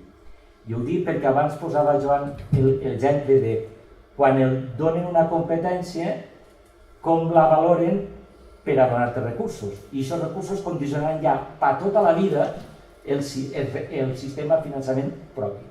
Què passa? En el cas del País Valencià, que vos recordo, és que m'interessa recordar que tenim un accés a l'autonomia per una via singular, no va ser la de nacionalitat històrica, sinó que va ser la subsidiària, però quan es va aprovar l'Estatut d'Autonomia es van promulgar dues lleis orgàniques i el mateix dia que tinguérem l'Estatut d'Autonomia ens cediren les competències de sanitat i ensenyament. Que alegria! És a dir, ja a partir de... Clar, en una valoració, l'any que es va aprovar l'Estatut d'Autonomia, jo me'n recordo perquè ja soc algo major, veia quina és la dotació de centres d'ensenyament públic, de centres sanitaris públics, clar, i és allò el que es va valorar. I nosaltres estàvem en una dependència absoluta d'un govern central i unitari que ens maltractava, però a calfot quitat. Què va passar? Que com nosaltres, a partir de l'any d'aprovar l'Estatut, ja som responsables d'aquestes competències, quan tinguérem que arribar a un nivell de dotació de centres d'ensenyament i hospitals semblants al que poguera tindre qualsevol altra comunitat autònoma, anava a càrrec dels pressupostos de la Generalitat. Què passava en Castella i Lleó, per posar un exemple? Que tota la dotació d'aquest equipament, que no tenia la competència transferida, ho pagava l'Estat. Quan en el 2002 van rebre les competències, van rebre la competència en una dotació molt millor i, evidentment, en un cost efectiu del servei molt superior que nosaltres. És a dir, la majoria de centres d'ensenyament i hospitals d'aquest territori es va pagar en càrrec a l'endeutament de la Generalitat Valenciana i en el cas d'altres comunitats autònomes en càrrec als pressupostos de l'Estat. N'hi ha un estudi que es va fer per uns companys de l'Institut Valencià d'Estadístiques Econòmiques on intentaven determinar quina part de l'endeutament obedia haver tingut les competències en aquest moment. Bé, així, sempre dividim per habitant i no fem ni l'ajust de competències homogènies en aquest quadre, ni tampoc fem el de la població ajustada, perquè jo en això també coincidís. amb l'anàlisi que ha fet Montse i que ha fet Joan, de que és poc científic, és a dir, que la dispersió, que la insularitat, que determinat percentatge de dependents en un determinat moment afecten a la població. Mireu, la població ajustada respecte a la població real en aquest país són 100.000 habitants menys. Pues, ja si no veig que 100.000 renuncien a ningú servei. I què passa? Altres aspectes com el número de funcionaris que es atén Muface, que així són menor que en altres territoris, i això no es tenen en compte. Els efectes, si la dispersió compta, per què no té que comptar la concentració? O la població flotant, o el que costa atendre a aquesta població flotant en la costa en els mesos d'estiu. O, per exemple, la diferència del nivell de preus. És a dir, el tema de la població ajustada té és interpretable i, evidentment, podria ser discutible. Però pel que fa concretament al rendiment del sistema de finançament, tots els models, en el nostre cas, estem per baix de la mitjana. Tots els anys, i en alguns anys som els últims. Ho teniu en euros per habitant i en índex. I evidentment he intentat explicar per què podia haver alguna diferència si s'analitza un any concret o s'analitza un període. Per tant, el rendiment del sistema de finançament autonòmic no ha sigut molt generós amb el País Valencià. I l'explicació està en aquest quadre per relacionar el que s'ha de parlar. Anem a veure, el sistema de finançament. Com som una comunitat pobra, evidentment tingueu en compte que en funció de la renda es paguen els impostos i en funció de la població es haurien de rebre les transferències per atendre les competències autonòmiques. Això és un principi de sentit comú federalista. Però bé, això no és així.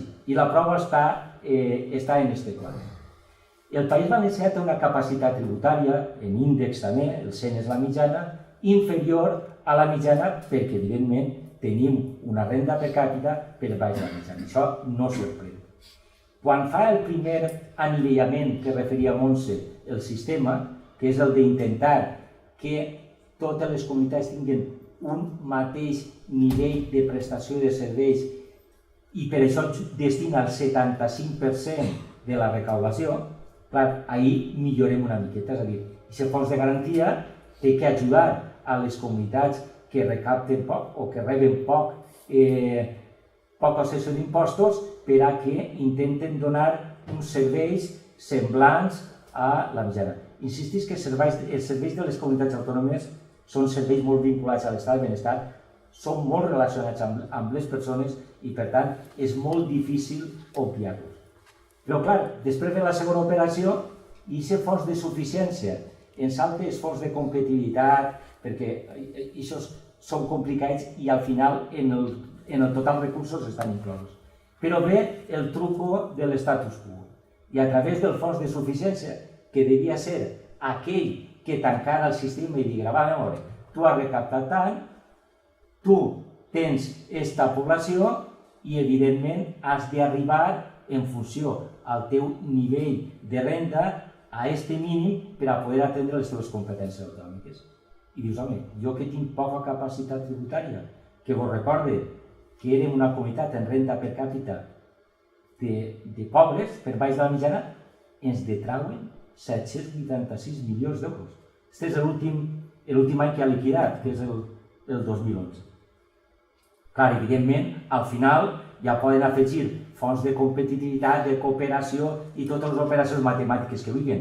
Al final es queden en un 93,6. És dir, al final rebem en recursos, en proporció o en percentatge, menys que el que hem aportat a través de la capacitat tributària. Menys en índex, evidentment, en xifres absolutes no pot ser menys. Clar, jo dic, home, això quin sentit té? Però evidentment així està una explicació tècnica molt per damunt per explicar què ens ha passat. I com que això, si s'analitza bé des del 2002, ho diu.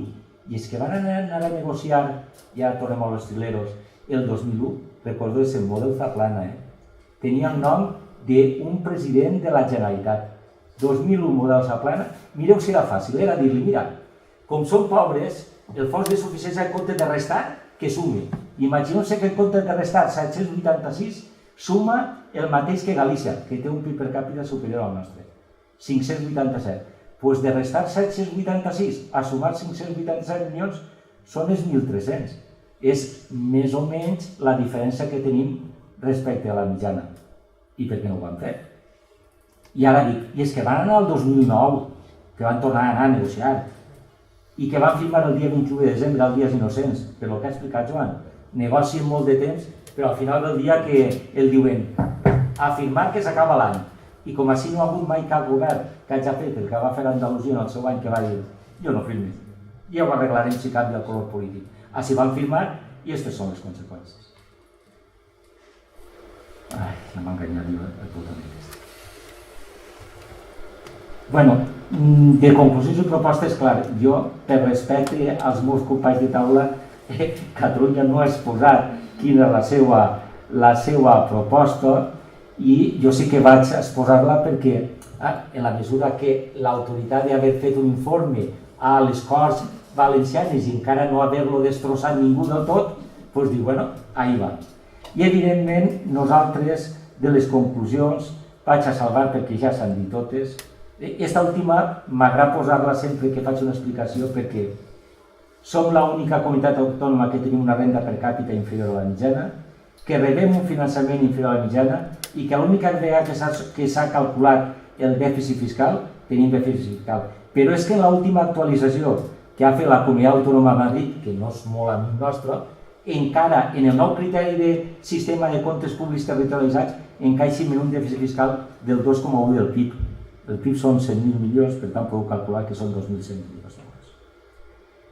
Clar, en aquesta conclusió, que no vaig estendre més, alternatives. La nostra insuficiència és històrica i, evidentment, ens ha creat dos problemes. Un dèficit permanent, que hem tingut que financiar en endeudament i que no hem pogut reconduir la situació. Per tant, hi ha que solventar de dues formes. Primera, el nivell d'ingressos del sistema de finançament autonòmic, doncs, evidentment, hauria d'estar en proporció a la capacitat tributària, a la renda per càpita, però també a situar-nos en un nivell prop a la mitjana o per damunt de la mitjana. He tret el multiplicador que té, per exemple, Galícia respecte de la capacitat tributària que té, la renda per càpita que té i els recursos que rep al final, i la Joeta m'ho deixia bé en 4.500 milions d'euros més. Evidentment no és una forma d'arreglar aquest desaguisat. Aquest desaguisat es té que arreglar simplificant i fent més transparent el sistema, conforme han explicat abans tant Montse com Joan. Però si ens arreglen els recursos, imagineu-se que al final una bona operació diu, el fons de suficiència en comptes de restar-vos ni vos resta ni vos suma, i vos arreglen 700 milions a competències homogènies. El dèficit de l'últim any de la Generalitat Valenciana ha sigut 2.300 milions d'euros després de les retallades, no fem res. Però és que tenim una motxilla molt pesada, és a dir, quan un deu 32.000 milions d'euros als bancs, que al 5% d'interès cada any són 1.600 milions d'euros, això jo no sé com es pot pagar. Però si a mi les xifres que presenta la Generalitat Valenciana es presentara un negoci, diria, escolta, vostè més val que presenti una situació concursal i que veja com va liquidant les branques del seu negoci. El sistema de finançament, els pressupostos de la Generalitat del 2014, que podeu encara consultar perquè estan ahí, del sistema de finançament es rebran, tenen previst rebre, que són les xifres que dona el Ministeri, 8.200 milions d'euros. Bueno, no, 8.200 no, 8.000 no arriba a 100, 8.300 va ser el 2013, que el 2014 són menys per el 2013, comprensible. Sols el pressupost de les conselleries de Sanitat, Ensenyament i Benestar Social, després de les retallades, pugen 10.500 milions d'euros. Hi ha un dèficit d'aproximadament 1.700. Per a reconduir 1.700 de dèficit, i dèficit primari de serveis de l'estat de benestar, vos puc dir que alternatives directes, tot el pressupost d'ensenyament primari de la Generalitat Valenciana puja 1.400 milions d'euros. És a dir, el que dia abans, Joan, és que hi ha que tancar, o sigui, quan tens que estalviar per a equilibrar un compte que té un dèficit primari de 1.700 milions d'euros, què fas? Dius a mestres, instal·lacions, conselleries, que se'n vagin tots a casa, perquè és que no es pot pagar. Us dic perquè l'alternativa és molt difícil de reconduir. I per tant, nosaltres el que vam fer va ser estimar si la Generalitat Valenciana haguera disposat d'un finançament semblant a la mitjana, només semblant a la mitjana. I això haguera comportat menys endeudament. I l'actualitzem per els interiors soportats, el deute que li se podria reclamar per aquest infrafinançament a l'administració central serien aproximadament 13.500 milions d'euros, amb la qual cosa quedaria un deute de 18.000 i el deute ja no multiplicaria per 3 els ingressos anuals de la Generalitat, sinó sols per 8,5. Ahí està la guerra. En les qüestions tècniques de la proposta que li hem fet a les Corts no vaig entrar, però hi ha un tema important que preocupa en això acaba. És a dir, els diferents models que han hagut han comportat xifres per a les comunitats autònomes molt diferents. Per exemple, tinc quasi les xifres, l'any 2000, no vull enganyar-me, això cosa el dimoni. L'any 2007, model del 2001, la comunitat autònoma valenciana, la Generalitat va rebre 12.700 milions d'euros. Any 2009, primer any del nou model, 9.700 milions d'euros. Si conveniu amb mi, la sanitat, l'ensenyament i la protecció social no van reduir els costos, si en tot cas augmentarien, però com la recaudació va baixar també. Any 2014, pressupostos, i està allí, podeu entrar a la llei de pressupostos a consultar-ho, 8.276 milions d'euros. És a dir, hi ha una reducció del 50% respecte del 2007. En 7 anys has d'haver-te adaptat en un 50% d'ingressos menys. Per tant, hi ha que veure algun sistema que igual que s'ha fet a la Seguretat Social, que els anys que hi hagi una recaptació de cicle expansiu s'estalvia perquè quan vinguen anys de recessió es pugui tirar mà d'aquest fons de garantia. I com no em queda més temps, sols dir que soc de l'opinió, i la comparteixen molta gent també, que igual que Montoro diu no hi haurà nou model de finançament sense canviar tota l'estructura impositiva de l'Estat, jo afegís que també hi ha que buscar un nou model de gestió tributària. Igual que hi ha diferència o hi ha certa simetria entre les competències de les comunitats autònomes, encara que avui Expansió ens col·locava a Catalunya i Andalusia, nosaltres com els que més competències tenim, encara que hi ha certa simetria, també es dona la possibilitat que hi hagi també diferents models de gestió tributària. Des de qui vulgui caminar cap a la gestió plena com puguen tindre, o la cessió de la gestió de la recaptació plena com puguen tindre les comunitats forals, a altres que vulguin quedar-se conformes, estan passant per gent que vulgui arribar a acords de gestió tributària a través de convenis amb l'Agència Estatal de l'Administració Tributària, però tindre més capacitat de gestió, de recaptació i d'inspecció. I jo crec que per no abusar de l'hora que és, fins ahí la meva explicació. Gràcies.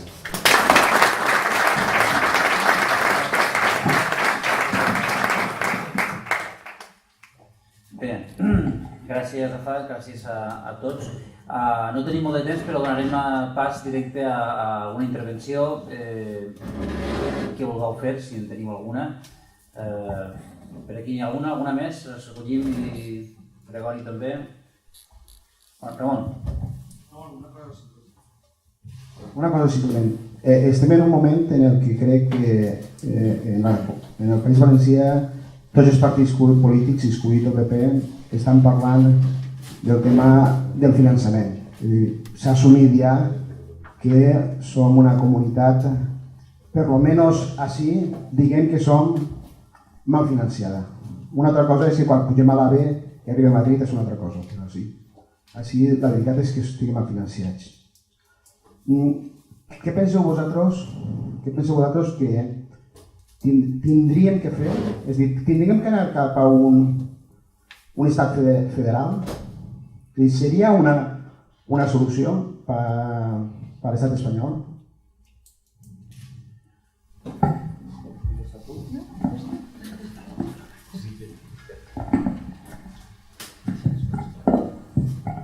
Jo no m'atreviria a donar una solució, no? Perquè és un tema molt complex.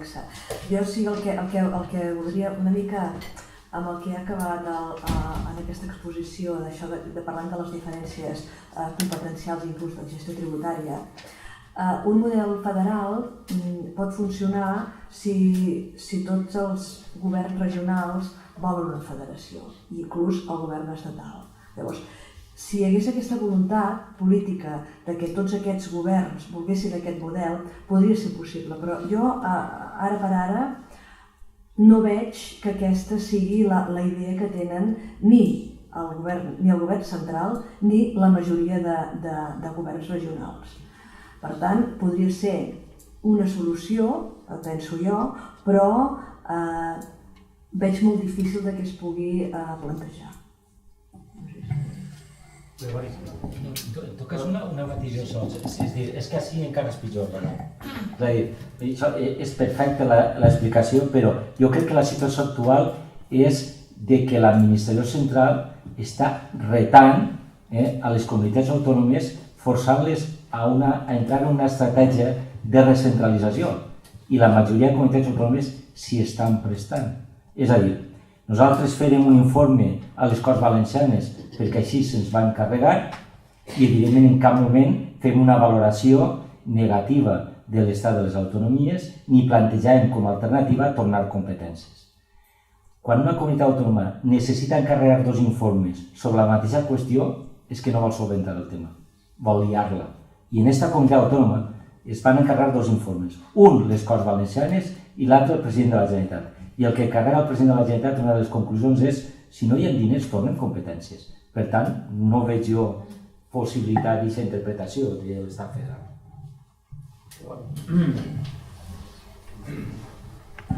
Bona nit, Gregori Martín, nascut a Ciutadella de Menorca, 45 anys visquent a València. Mireu, aquesta taula redona m'ha fet molt de mal, perquè resulta que sembla que els models de financiació del 2002 i del 2009 no es va negociar a ningú per part de les comunitats autònomes. Va ser un trago. I per tant, ara puc entendre, i estic absolutament d'acord amb el que ha dit el Rafa Benito. Sap greu que se n'hagi anat en Rosselló, perquè no sé què punyetes feia ell signant això, si tenia tots aquests dubtes que se declara 4 anys després o 5 anys després. Primer punt, m'agradaria que diguéssiu qualque cosa i, evidentment, això va per la campanya de Catalunya. La segona cosa és estar absolutament d'acord amb en Rafa Benito. Jo crec que no hi ha solució a l'OTS. No ho escric a Levante quan una prèdica absolutament indocumentada, però els nombres que ha donat en Rafa és molt seriós i des del meu nacionalisme he demanat que tornem part de les competències. Sé que ho dic a cap contrari, sé que no s'ha pogut que fer, però això no surten els nombres. I com que no surten els nombres, m'agradaria que hi hagués qualque cosa més que aquests chorizos són els de Madrid. Si voleu ho reduïm a això, però és qui tractarà el meu càncer, és qui donarà educació en els gaudets, no ho tenen gens clar. I crec que hi ha una situació que no s'haurien de creure el que has dit. Rafa, no tens el de conèixer-te personalment. Sí, m'agradaria que comentéssiu com és possible que vau signar això. Polític, no, és que teníeu responsabilitats.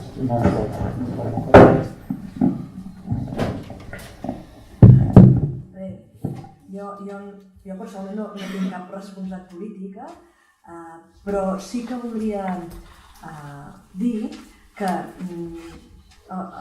en el moment de signar, com que totes les comunitats autònomes van tenir un recurs addicional dels que tenien respecte al model anterior, doncs jo penso personalment que va primar més els diners que tenies tu en caixa en aquell moment que no pas com evolucionaria aquest model, perquè com evolucionar el model no ho sabem mai. No? Per tant, des d'un punt de vista tècnic o des d'un punt de vista del polític que va signar allò, m'imagino que devia veure que devia tenir aquells dinerons de més.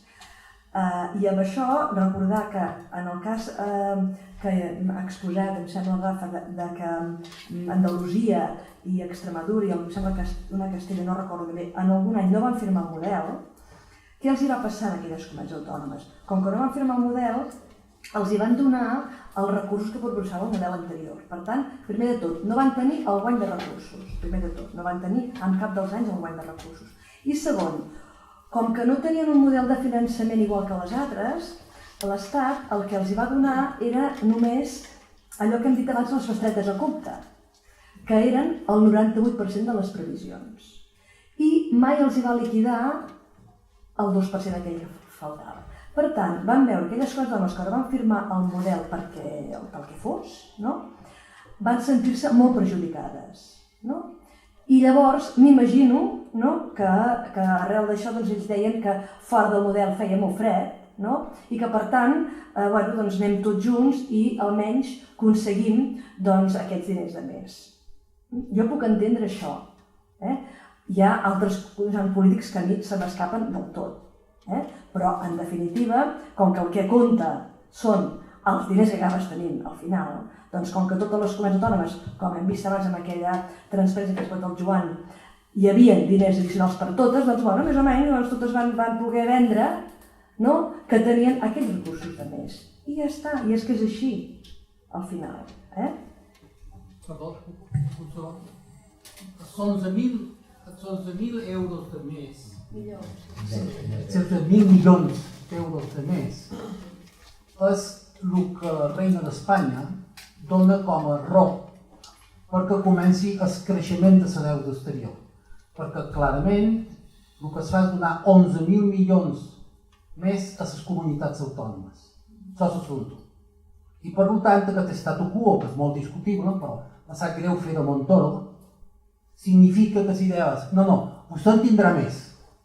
I el que li donem és com a referència que no en tindrà menys que l'any passat. Això no ho he explicat. No me fareu defendre el model. Però resulta que el model del 2009, per sort o per desgràcia, va posar 11.000 milions més damunt del col·lectiu de comunitats autònomes.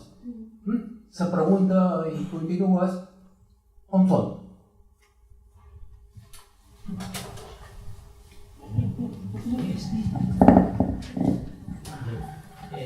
Joan ha explicat que al final no va ser els 11.000, però aneu.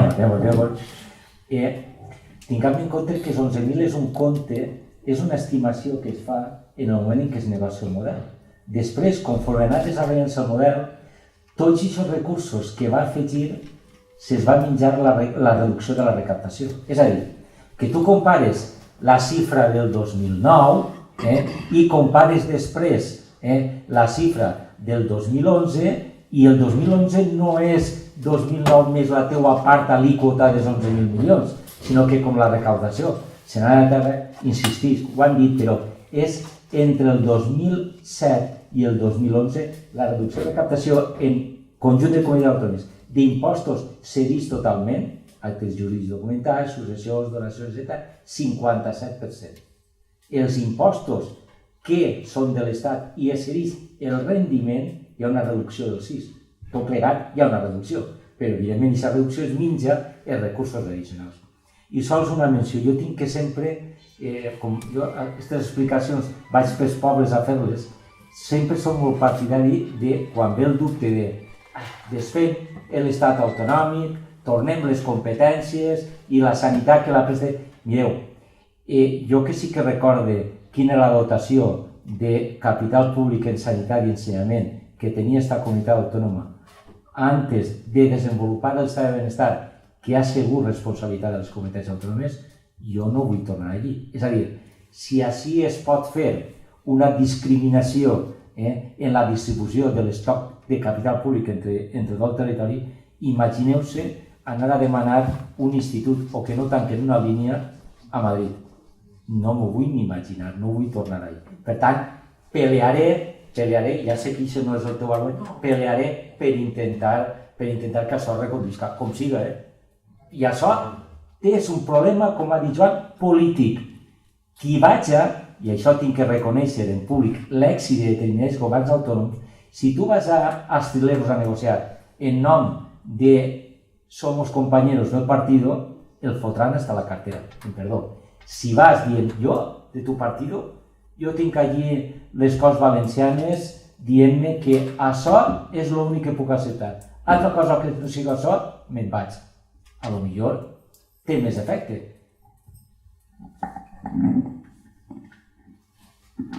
Bé, anem a... No contentes, vaya tot. Hem de finalitzar per qüestions d'horari del centre. Moltíssimes gràcies a tots vosaltres per assistir a aquest debat que intenta posar al si de l'opinió pública un tema que al País Valencià és no tan conegut com hauria de ser-ho donada la importància que com Gregori ha tingut ocasió.